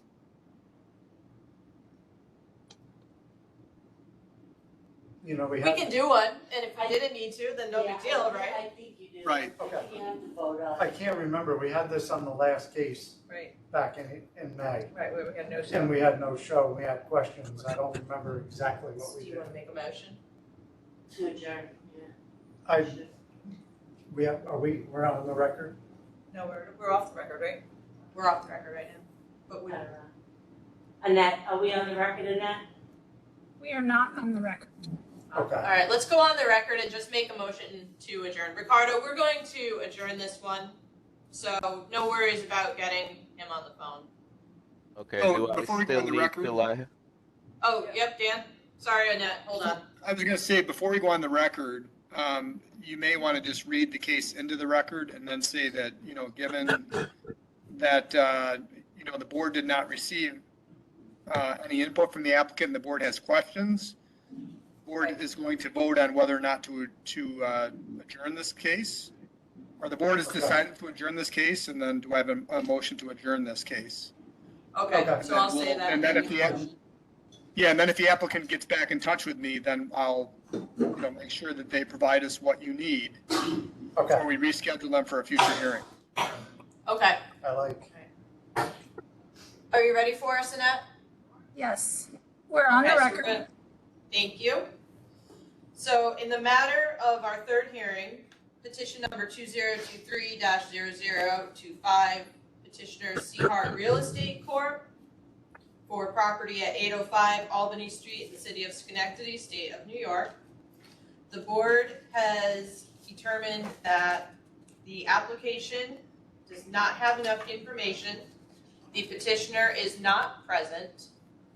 And prior to being able to give the application any more consideration and render a decision, we'd like to adjourn this matter until a time where we have more information related to the request and to ensure that the request is accurate in the relief being sought. Do I have a motion? This is Andy Ellis, I'll make the motion. This is Laura, I'll second it. Jim, are you in favor? I vote aye. Andy? Aye. Ms. Ryder? Aye. And the chair is also in favor. So this matter has been adjourned until a unspecified date. And we are off the record. Off the record. So is that enough for you, Dan? We'll find out. I think so. I'm not really sure what else you can get from him, because if he is or isn't using that space as a commercial space, I mean, the fact that it's not occupied right now, it formerly was something. Yes, and like I said, I've been talking to this applicant for 3 years. And, trying to get them to submit things to us. And I don't even know if we had the correct email address for them, because the handwriting on the application was unreadable. So that could be part of the problem. And I've tried calling this person, leaving messages, and not had a lot of success. Okay. Okay. Ricardo, thank you for reaching out to him. Thank you for sitting through all of this, Ricardo. Sorry we can't do anything. That's with your okay, case. and I will try to also, this is Ricardo, I will also try to reach out to him and see what more information I can get and have him reach out to Dan. Thank you. Thank you, Ricardo. Thank you, everyone. Hello, everyone. For Ricardo and Dan at the city, since we will probably be hearing these cases for the foreseeable future, if you could ask people to supply some kind of plan for us with the location of the detectors, that would make our job so much easier. So, I mean, even the staff, like, Dan Farrelly. Yes, I do ask that question, as you know. Yeah, I wish that we could, not even get the case until we have that, because it's so hard to figure out what they're talking about sometimes. We will let them know in the future. Okay, thank you. Thank you. All right. So before we go back on the record, I see a William just showed up on our screen. Is that for 611 Knott Street, William? Yes, correct. Okay. Dan, is it okay if we take William since there's nobody here right now for 251 Green Street? Yes, Or I'm do we fine have with to go that. in order? Yes, no, you can go out of order. That's perfectly fine. Okay, great. Perfect. Okay, so we are going to go on the record for the matter of petition number 2023-0143. Petitioner is Amitai Properties, LLC, at 611 Knott Street, City of Schenectady, State of New York. Relief is requested from Chapter 61B of the Consolidated Laws of New York, Multiple Residence Law, Article 3, Section... I'm sorry to interrupt. I'm not on the record yet. Oh, okay. Let's go Yeah, back. sorry. Are you Yep. Are you ready to go on now? We're ready. Yes. Yes. Okay, we're on the record. Okay. For the fifth hearing, the hearing in the matter of petition 2023-0143, the petitioner is Amitai Properties, LLC, for property at 611 Knott Street, City of Schenectady, State of New York. Relief is requested from Chapter 61B of the Consolidated Laws of New York, Multiple Residence Law, Article 3, Section 30, cellar ceilings, which states that in every such dwelling, 3 stories or more in height, the ceiling of the cellar or of the lowest story, if there be no cellar, shall be fire retarded or equipped with a sprinkler system unless such ceiling has already been plastered to the satisfaction of the department. William, is that correct? Is that what you are applying for? Correct, yes. Okay. So would you like to tell us about the property at 611 Knott Street? We have your application from the Department of State here. We have your notice of violation from the City of Schenectady. And we have a picture of a portion of the basement, I'm assuming, at 611 Knott Street. Yes, that is correct. So it's a 3-level property, and we purchased that property about 5 years ago. And the basement is old. I mean, as you can see, there's a lot of pipes running through the basement, and it's almost impossible to seal that basement so that it complies with the code. We heard about what it'll take for us to make it in compliance. It's almost impossible just because of what's there, and it's not being used for anything at the moment. The basement, no tenants go down there. We've closed all the electrical outlet. Everything's been completely disabled, other than the fact that it's in the basement right now. Okay. So I'm looking at the property on Google Street View. It looks like it is a standard Schenectady style flat. So is there one dwelling unit on the first floor, one dwelling unit on the second floor, and one dwelling unit in that half story of a third floor? Is that the layout? That is correct. And when you enter the door from Knott Street, is that a stairway up to the second floor and another entrance door into the first floor? How does that work when you enter the building? Yeah, so from Knott Street, the stairway goes all the way to the 3rd floor.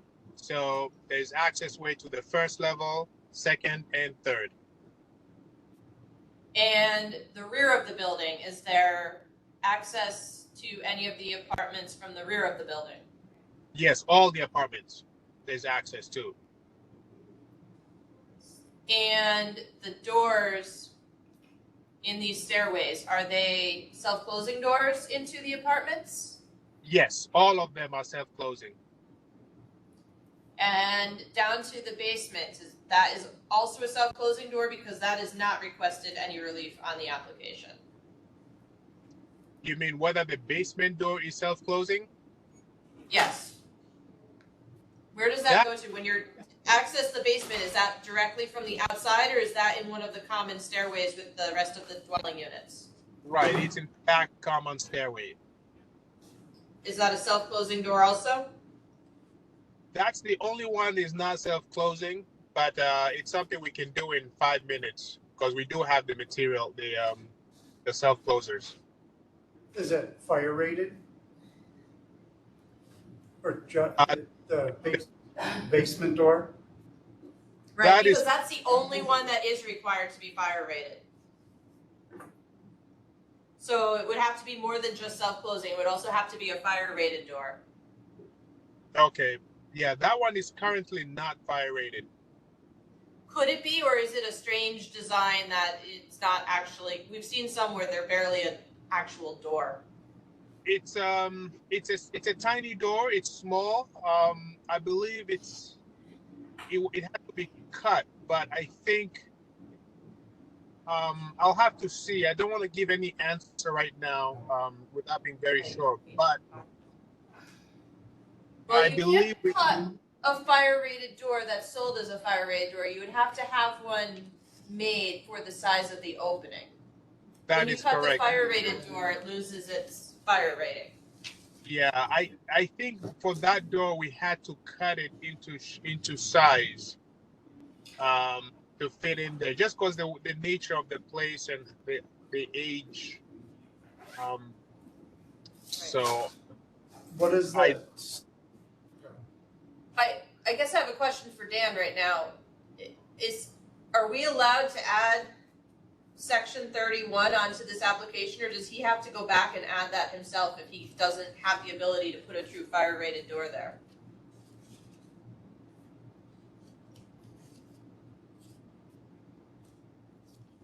Oh, I can have him add a. Okay.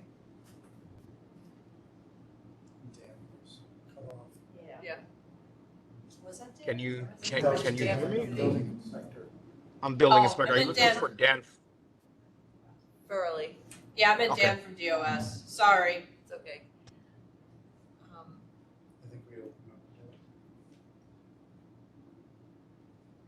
He's gonna end up coming back. Right. Dan? Anyone Oh, from DOS? Chris? Erica? Erica? Probably not. Yeah, anybody? I'm sorry, go ahead and ask the question again. I was speaking with Erica on the phone. Okay. Okay. So if he does not have a fire rated door at the top of the basement, we've confirmed that. And it's a strange size opening. So he can't cut a fire rated door because it would lose its fire rating. So can we add to this application section 31 for a fire rated door and consider the possibility that there's not a fire rated door? Or does he have to come back for that, or does he just have to install that fire rated door if he doesn't want to come back? Well, you can approve it for the relief that you can grant, which would be the non-fire rated cellar ceiling, and then deny, the fact that the other section hasn't done at least an alternative to compliance that you're satisfied with. Because he's offering to install at least a self-closing door there, Hey, but he Jackie, wouldn't be able, yep, so go ahead. every manufacturer has the ability to cut and plug an existing door to making an uncommon size door that's fire rated with an engineer judgment. If it's acceptable to the AHJ, then it's acceptable to us. So Okay. they're available. Yep. So to William and Dan from Schenectady, did you just hear what Jim said? Yes, I did. And is that something you would be willing to comply with.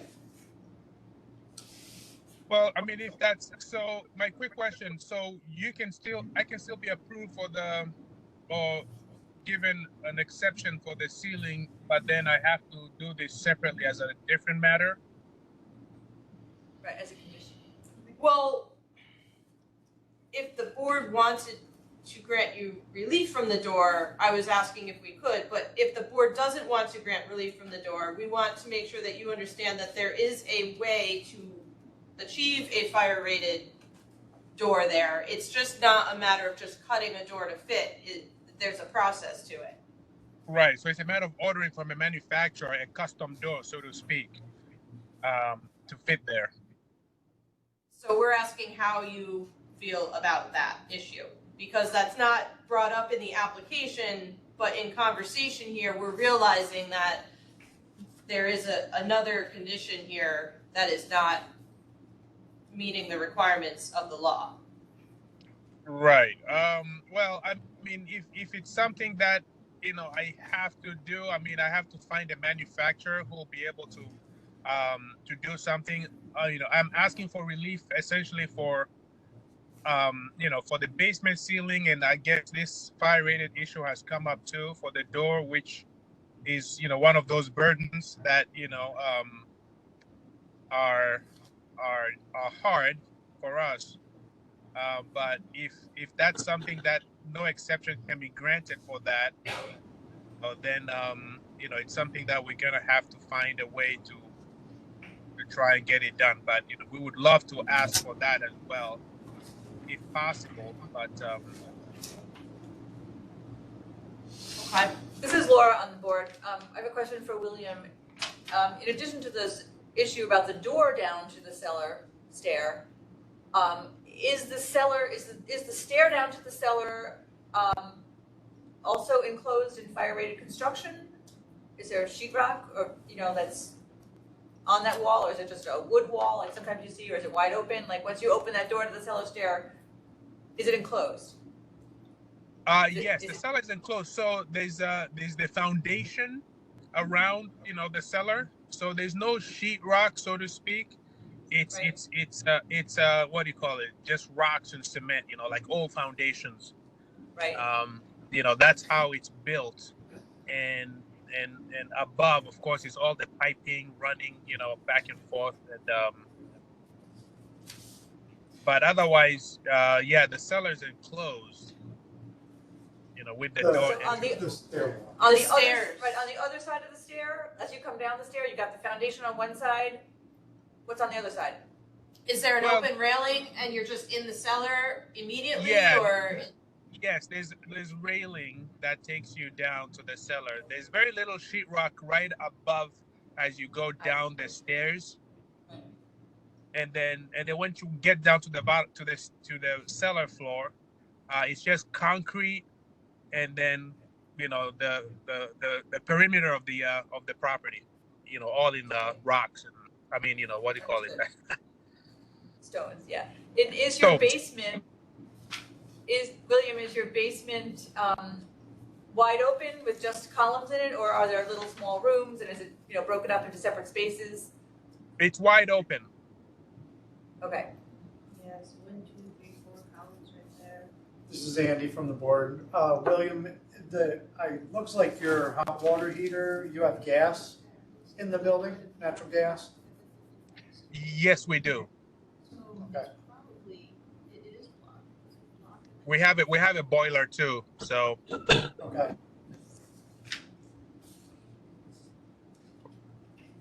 This is Andy from the board again.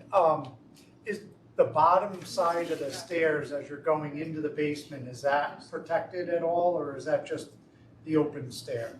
It's sheetrock. So sheetrock covers a portion of the stairs going down. Yep. Okay.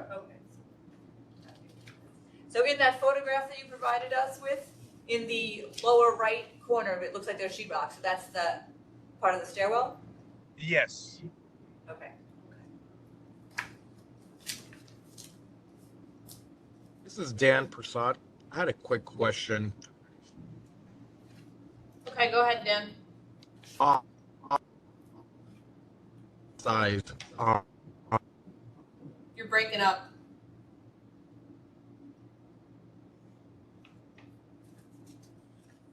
Still there, Dan?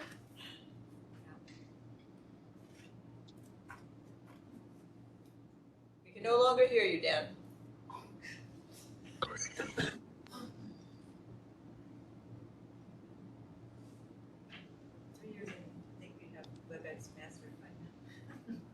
All of us. Can you guys hear me? Now we can. Oh, my question was since it was an odd sized door, is he allowed to use some sort of intumescent paint? It's allowed. Well, that would be an alternative to what the code requires, so we would have to grant a variance from section 31 in addition to section 30. Can I comment on that, please? Yes. I don't believe any intumescent coating has been tested and approved for that application. They've only been tested and approved to protect horizontal and vertical surfaces, not doors. I would agree with you. It can wear off, you know, from handling. I think we had that concern on another application too, and we said no. Right. Okay. All right. So tell us, William, tell us about have you already installed some kind of smoke detection system in the basement? Yes, we have. It's hardwired from the basement all the way to the third floor through all the units. So what does that exactly mean? So how many smoke alarms are in the basement, and is one smoke alarm in the basement notifying all the apartments, or are there multiple smoke? Yeah, it notifies all the apartments. So it's hardwired. So if one goes off in the basement, it goes off on all the apartments. Okay, so there is only one smoke detector in the basement? Well, as far as hardwired, I have to think about that, but I know we have one and a carbon monoxide detector. But I do know the hardwired one is connected to all the apartments, which have multiple smoke detectors, each one. Because this was done, you know, city requested this to be done, and an electrical inspector came and inspected the work, and everything was approved. So I am not sure whether he had said there should be more than one. I have to check whether it was one or multiple, but I know it was all approved. Right. So we're just trying to get a sense of, like, you know, how they're interconnected. So if you didn't have any detectors in the basement, each apartment is supposed to have its own interconnected system just within the apartment. So, you know, if the apartment on the second floor has a, you know, burnt toast fire alarm go off, only the detectors in that apartment go off. So that should be a separate system. So when the detector senses fire in the basement, is that tied into the system that's already in place in each apartment, or is that a different system? Are there notifiers, or how does that work? It's tied into all the apartment, you know, systems. So so you're right. Each apartment, excuse me.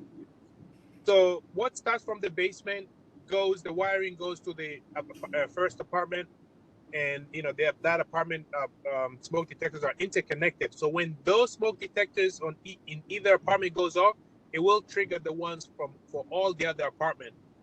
Or if it goes off in the basement, it'll trigger the systems in each apartment up to go off. Okay, so you're saying, so all the apartments are tied together now. So third floor guy has a kitchen, you know, burnt toast thing. Everybody's smoke alarms are notifying everywhere? Am I hearing that right? That's you know, from the way I understand, you know, when the electrical inspector came and he told the electrician how to wire everything, I understand that yes, if one goes off or all the units go off in one apartment, it kind of alerts all the other apartments above it, or the other way around. And if the ones in the basement go off, it'll inform all the folks in the apartments above. I mean, we've never had to test. I don't believe that system has been triggered yet, but I know there was one time when it went off and the tenant said, "Hey, the alarms are going off." But I guess my point is it's been approved by by the electrical inspector. Right, okay. All right, that's This is Jackie. I have a question for Dan from City of Schenectady. Are you there? He's there. Have you? Oh, I think he's still there. there you go. You there, Dan? Yes, I'm here. Have you seen the smoke detectors that we're considering in this structure? Yes. And do you feel that there is adequate detection and notification throughout the structure?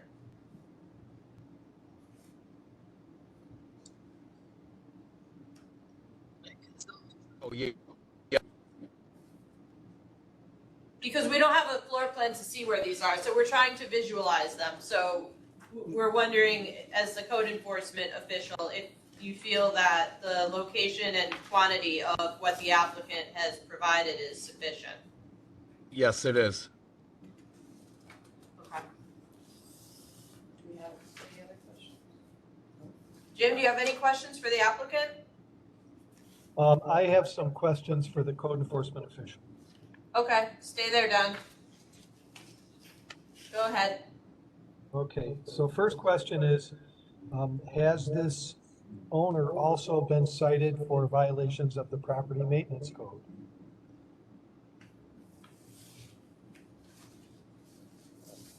I do not think so, no. Not for property maintenance code.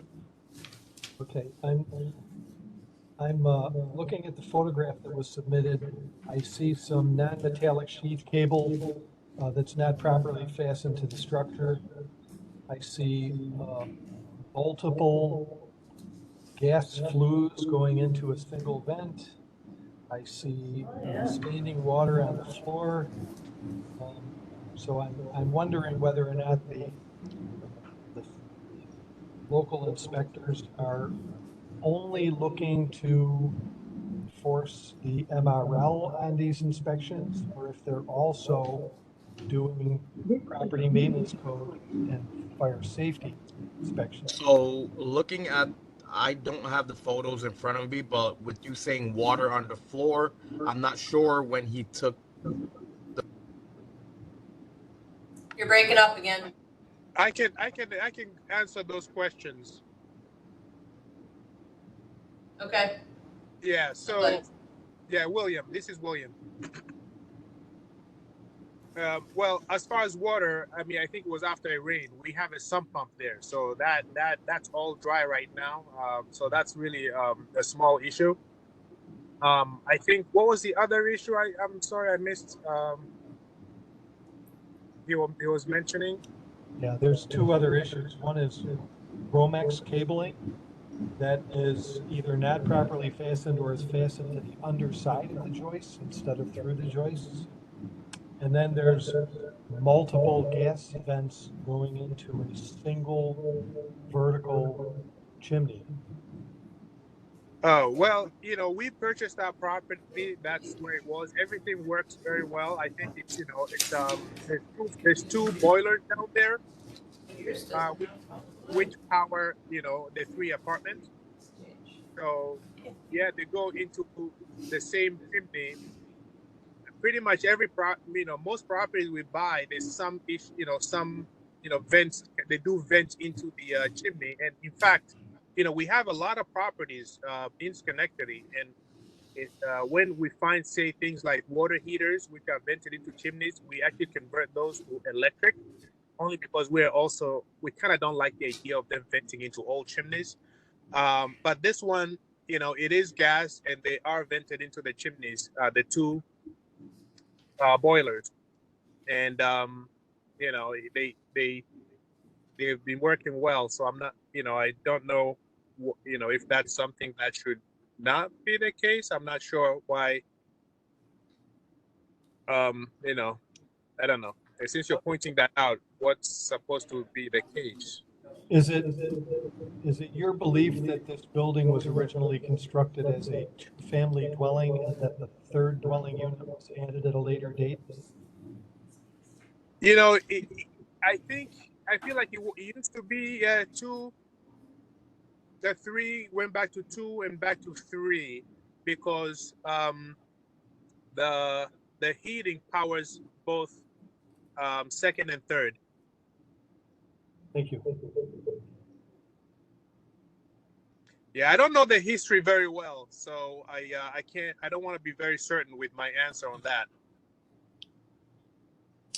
So according to what the assessors have, that was sold as a two-family every time it sold in the last 20 years. In 2003, it was a two-family. In 2004, it was a two-family. In 2007, it was a two-family. In 2017, it was a two-family. In 2021, it was a two-family. And We asked for a variance for that to be a three-family, just because it did have all the what do you call it, the basics for that. And I think, I'm not sure whether the previous owners just didn't want to go through that process, but we did. so is there a building permit history to convert it from a two-family to a three-family? Well, there is we did request that, yes, and it was approved for a three-family. So I have one more question for the applicant. Sure. Are the boilers also connected to this chimney? Yeah, so I think what you're seeing is, you say those connections, I believe those are for the boilers, the two boilers. How many are you seeing there? I'm seeing 3 separate flues going into that chimney, but it's only from one vantage point. So let me ask you this. Is there a carbon monoxide detection system in the basement? Yes. Thank you.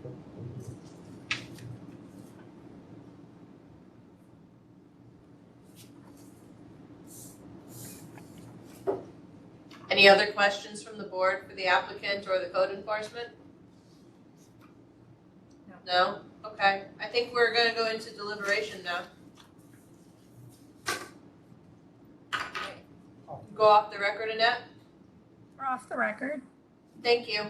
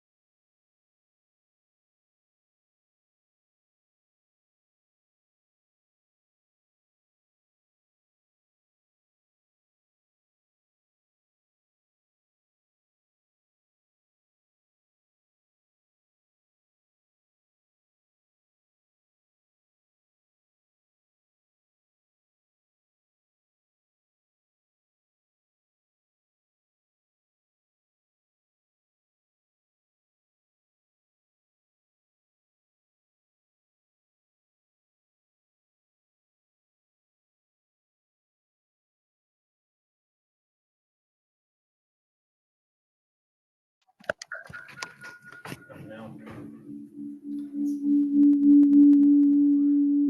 Turn off your thing, get out of yours.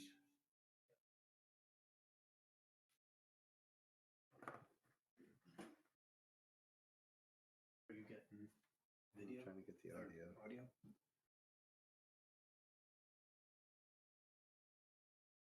It's on mute down here? I think that's for you. Oh.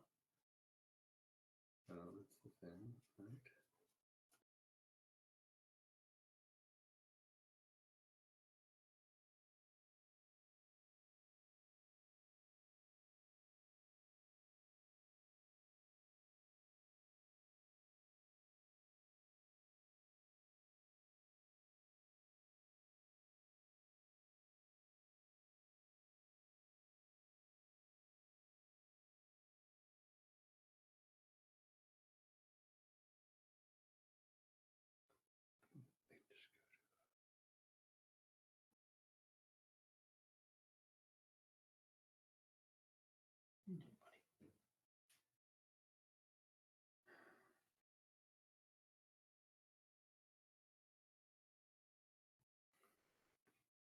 Unless I muted everybody.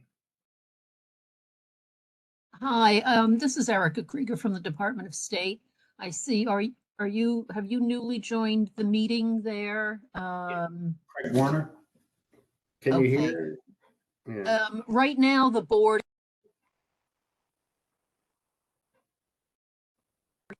Whoops. I keep losing your audio. Yeah, just the meeting right now is in a pause mode. Okay, yeah, we weren't So sure, we couldn't hear anything. That's why you see people are in a different meeting. Okay. All right, so just hang tight. Just hang tight, hang tight. Yep. All right, sounds good, thank you. I blame Devin. And actually probably mute yourselves as well. Yeah, so, okay.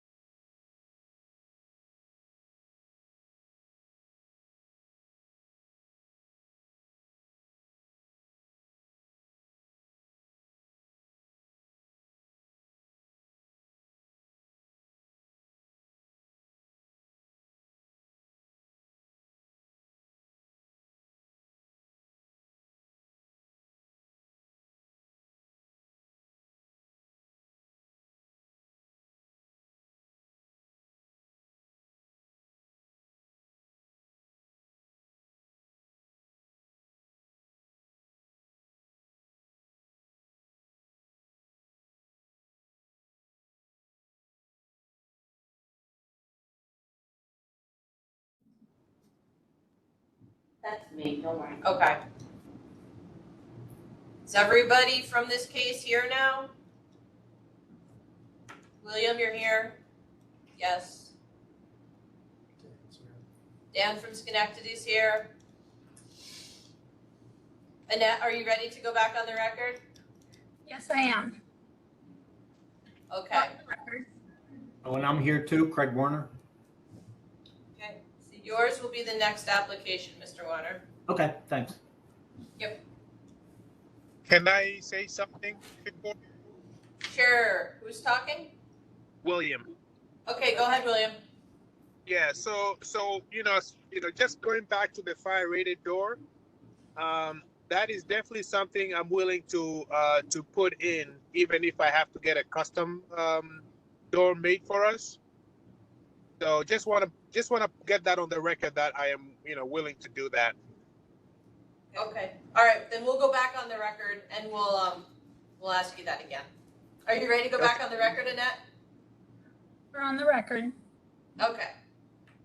Okay, so we have resumed the hearing for matter of 2023-0143 for Amitai Properties. The applicant would like a chance to make a statement before the board renders their decision. Go ahead, William. Yeah, I said that I'm willing to put a fire rated door, whatever that'll take, to get that done. At the top of the basement stairs. That is correct. Okay. All right, thank you for that. So, you're welcome.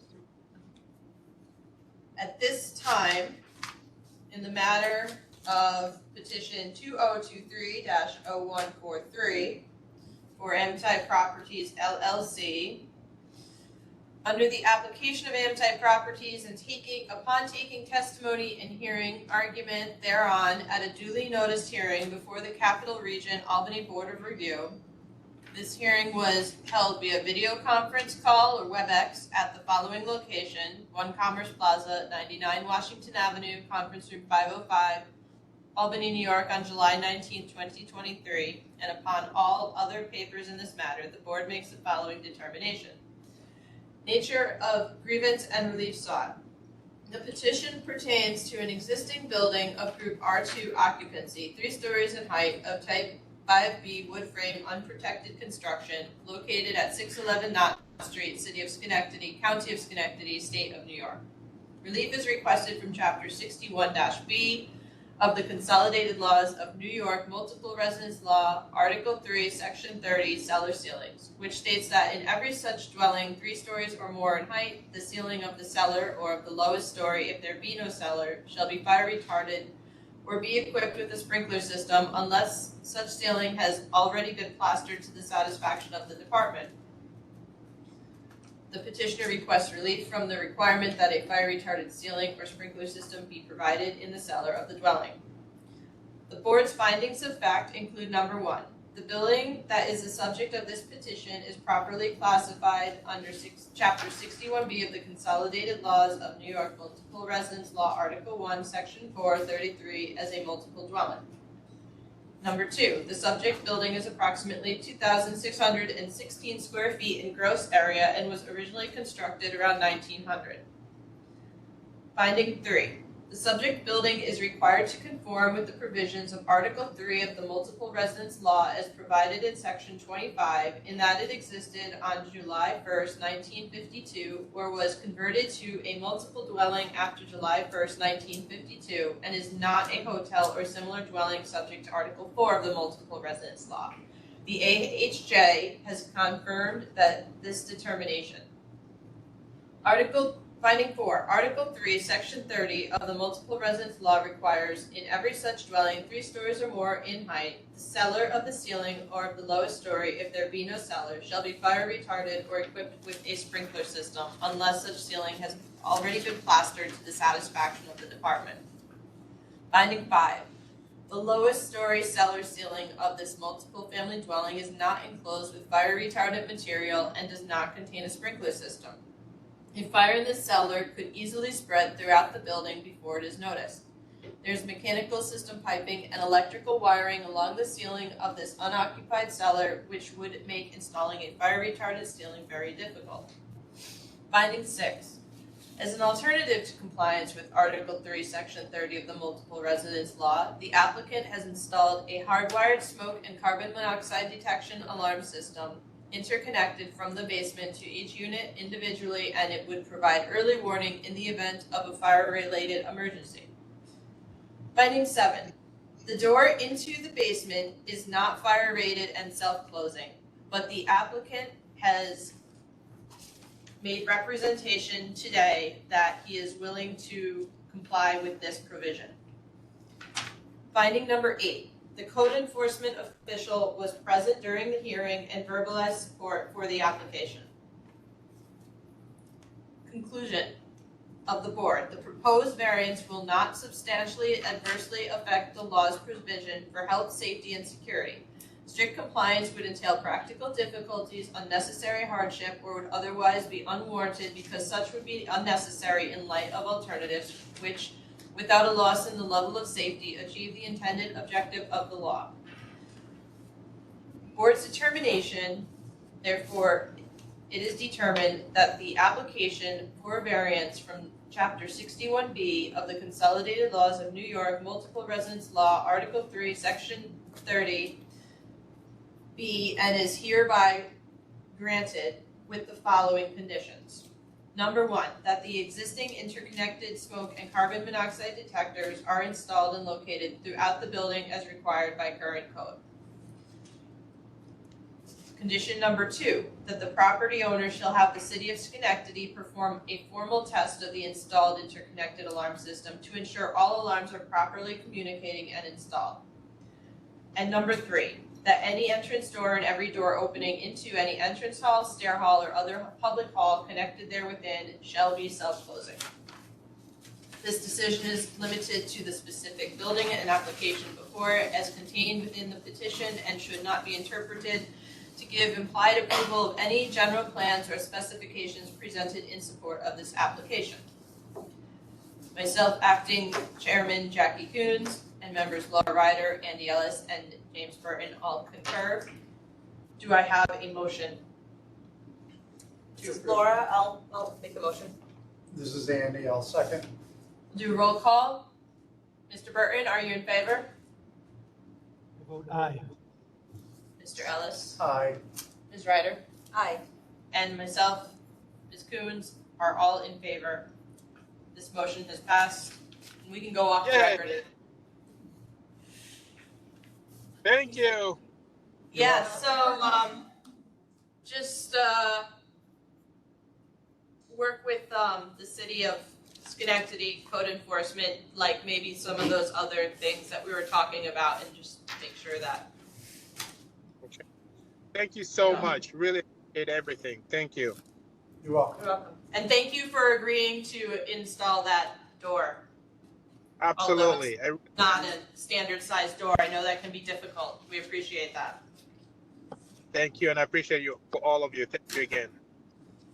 All right, thank you. Okay. Members of the board, Barbara in particular, I guess, the court reporter said that the video is not showing up for the board members. I can see everybody, but I'm not sure what issue she's having. I can't see. I can see Craig Warner and I can see James Burton, but I cannot see the board members. See the room. Yeah, we can see James and Craig, but we can't see ourselves. And But I we haven't can- seen I ourselves can- all day. But this is Erica Krieger. I can see the Albany, 99-505. Three of you. I can see them as well. I can see all the board members as well. Do the board members, are you guys okay if I disconnect real quick and then reconnect? That's fine. Okay, I'll be right back on. Jackie, I must admit, today you've gotten an experience with all the technical issues we can have in one hearing. I think she's doing a great job. I'm sure doing we'll a great have more job. technical issues You're throughout. doing a great job, Jackie. Trying. You're better than Abramo, at least you gave us a break. Just kidding. I think you demanded the break. And last Jim, time. you're on hi there, by the way. Jim's on You're 4 times. you're signed on 3 times, just so you know that. Yeah, 4 I'm times. struggling with that all day. Oh, 4 times, yeah. You're Yeah. like trying to use up your minutes or something. No, I think it has something to do with the fact that I use a Surface Pro. It acts a little odd with its audio visual apps. Works fine with Microsoft Teams, but Well, I was just going to say, well, it's working fine, except we got that little bit of feedback. But yes, I don't change anything at this point. I've been trying to mute Jim, depending on which line he's talking from. It's got feedback. That feedback. So I'm back on and I can see everybody now. So Good. I'm ready whenever everyone else is.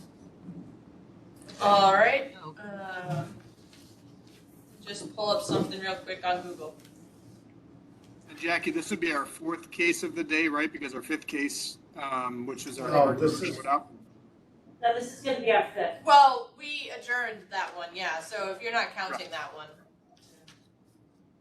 But we made a motion on it, so we did act on it. Okay.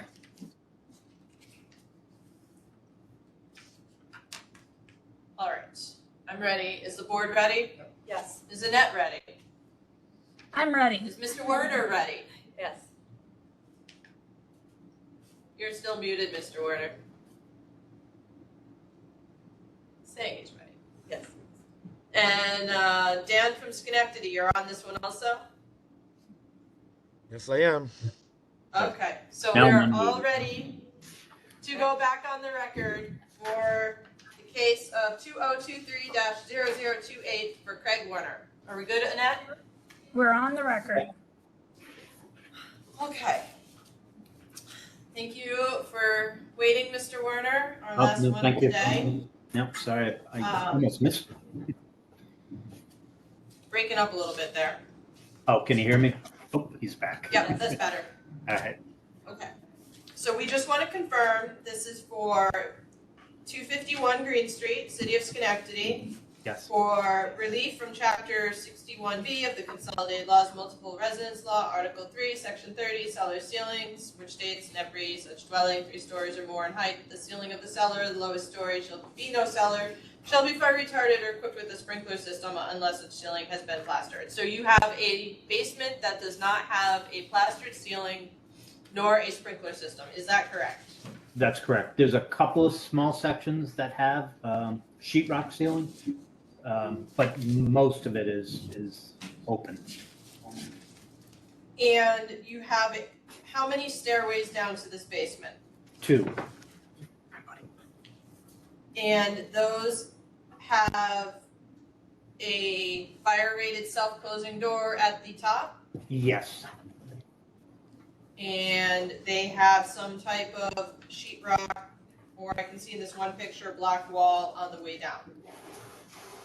So yeah, it's Correct. sheetrocked up in the stairwell, and then once you get to the basement, it's concrete, either stone or block. And how many units are in the building total, dwelling units? 13. And it is 4 stories. Yes. The 3rd story is there's 4 apartments on the 3rd story, and they're all two levels. So that 4th story is part of the 3rd story apartments. There's, Okay, you know what I'm saying? yes. So the highest level of exit discharge is the 3rd story Yes. because there's no exit all the way to the 4th story. Well, actually, there is an exit to the roof, which is up past the 4th story. There's like a cupola at the top that you can exit and walk right out onto the roof. Okay. And all of these 13 dwelling units have an interconnected smoke detector down to the basement level? Yes. Yeah, we had that installed like 6, 7 years ago, and it was inspected. Back then, it was Tom Middleton was the electrical inspector, and it's been tested over and over again. I think I saw him on here. Dan Prasad, I think he went through the last time we had all the inspections on all the apartments. We went through and we tested to make sure the smoke detectors, once they go off, it goes off all through the building, including the basement. That was gonna be my next question. So we've had a couple different ways that people have proposed to comply or to have an alternative to this law. So in your building, if a detector is activated in the basement, all of the dwelling units are notified. Yeah. If a detector in a dwelling unit goes off, are all of the apartments notified or just within that dwelling unit? Nope, it goes off throughout the whole building. So no matter which detector is activated in the building, every other detector in the building is going to go off? Yes, in every apartment and again in the basement. Okay. Is there anyone from the board who has a question for the applicant? Mr. Burton, do you have any questions? No, I'm good, Jackie. This is Laura from the board. Craig, I just wanted to confirm, did you say this was hardwired? Yes, it's hardwired. Yep. Okay.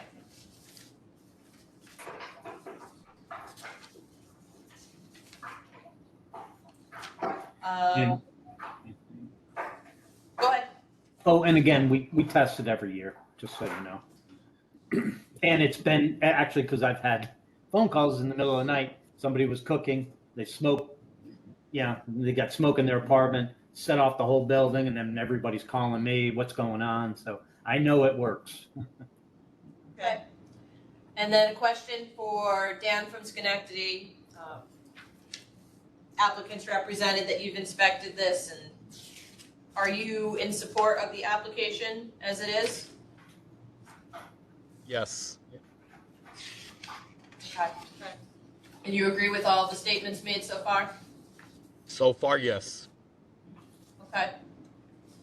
I see we have an Anthony McLean on the WebEx. Is that for this application? Not that I know. All right, I don't know who he is. Is there anybody else on the WebEx that wants to make a comment regarding this matter?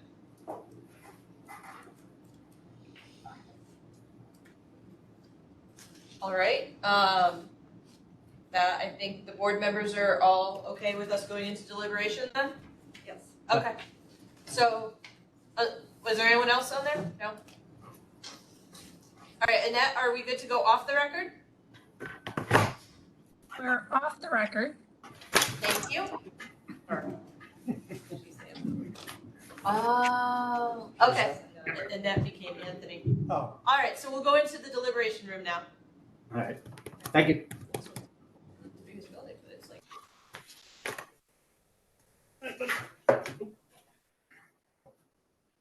You ready for a walk, huh? No, you ready to go for a walk? In a few minutes, buddy.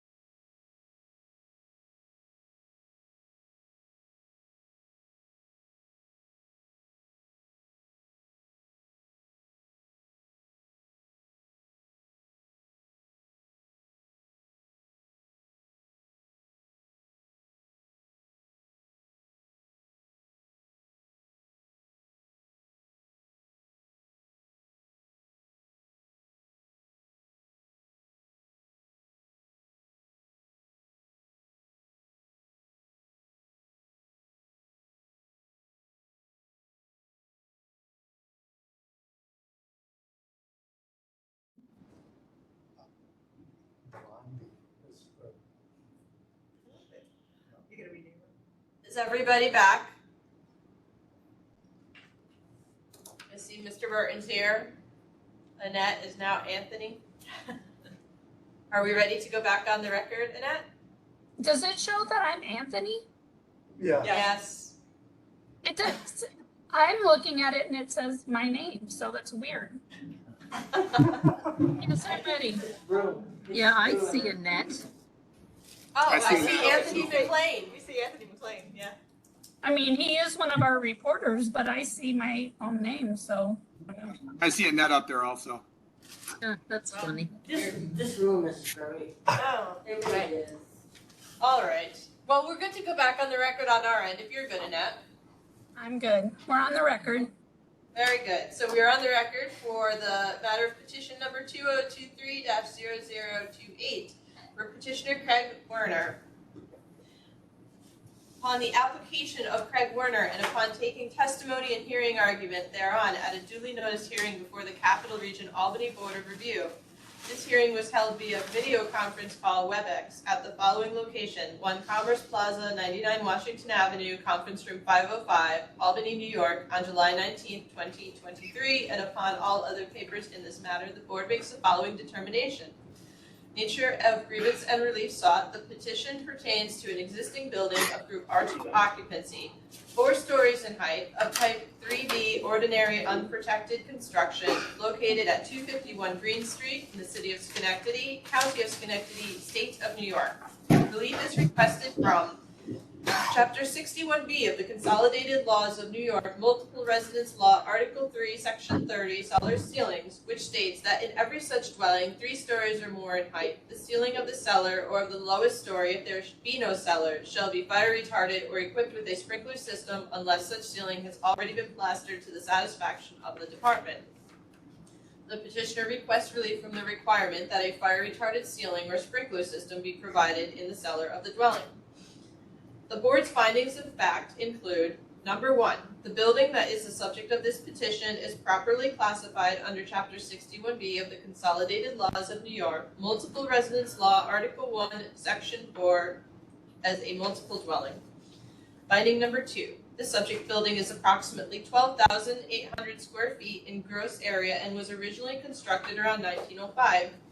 Finding number 3, the subject building is required to conform with the provisions of Article 3 of the Multiple Residence Law as provided in Section 25, in that it existed on July 1st, 1952, or was converted to a multiple dwelling after July 1st, 1952, and is not a hotel or similar dwelling subject to Article 4 of the Multiple Residence Law.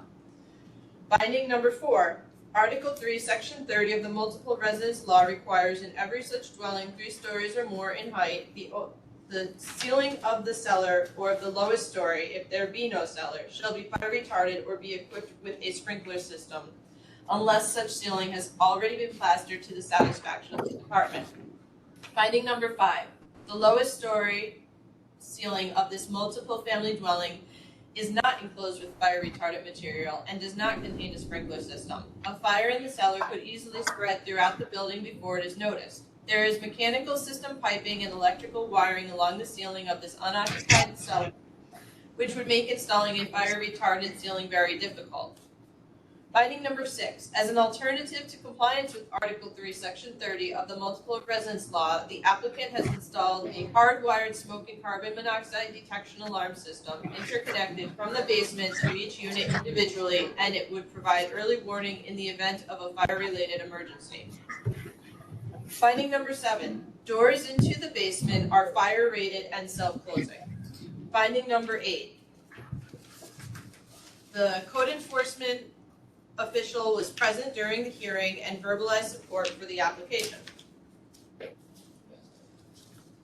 For a conclusion of law, the proposed variance will not substantially adversely affect the law's provisions for health, safety, and security. Strict compliance would entail practical difficulties, unnecessary hardship, or would otherwise be unwarranted because such would be unnecessary in light of alternatives which, without a loss in the level of safety, achieve the intended objective of the law.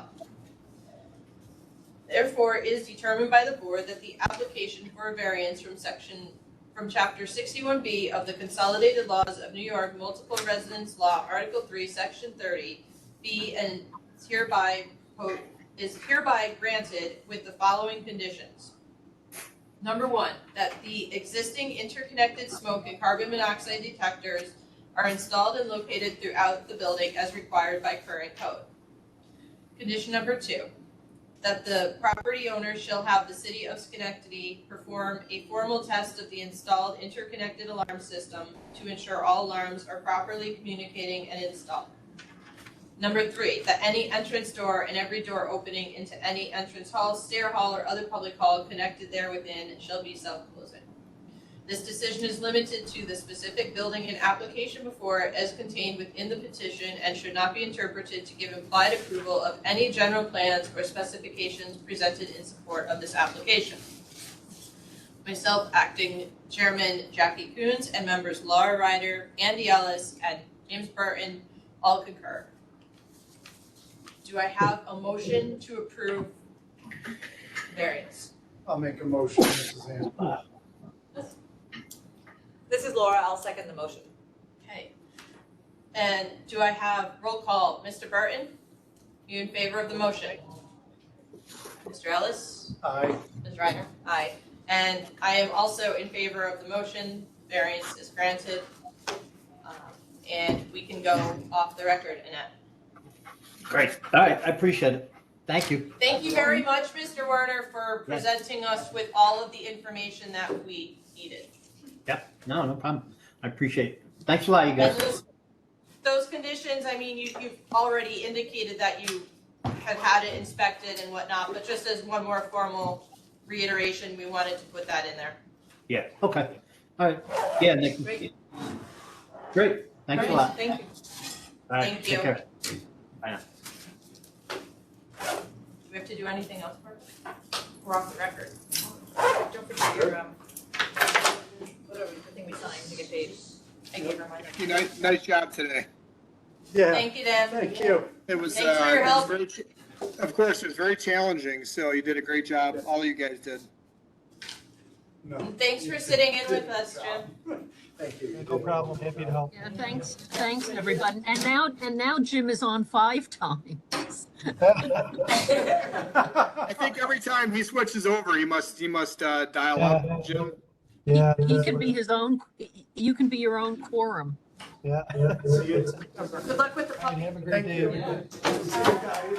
And now it's 6, that's so weird. Now you're back. I don't see anything. All right, take care, everyone. Thank you.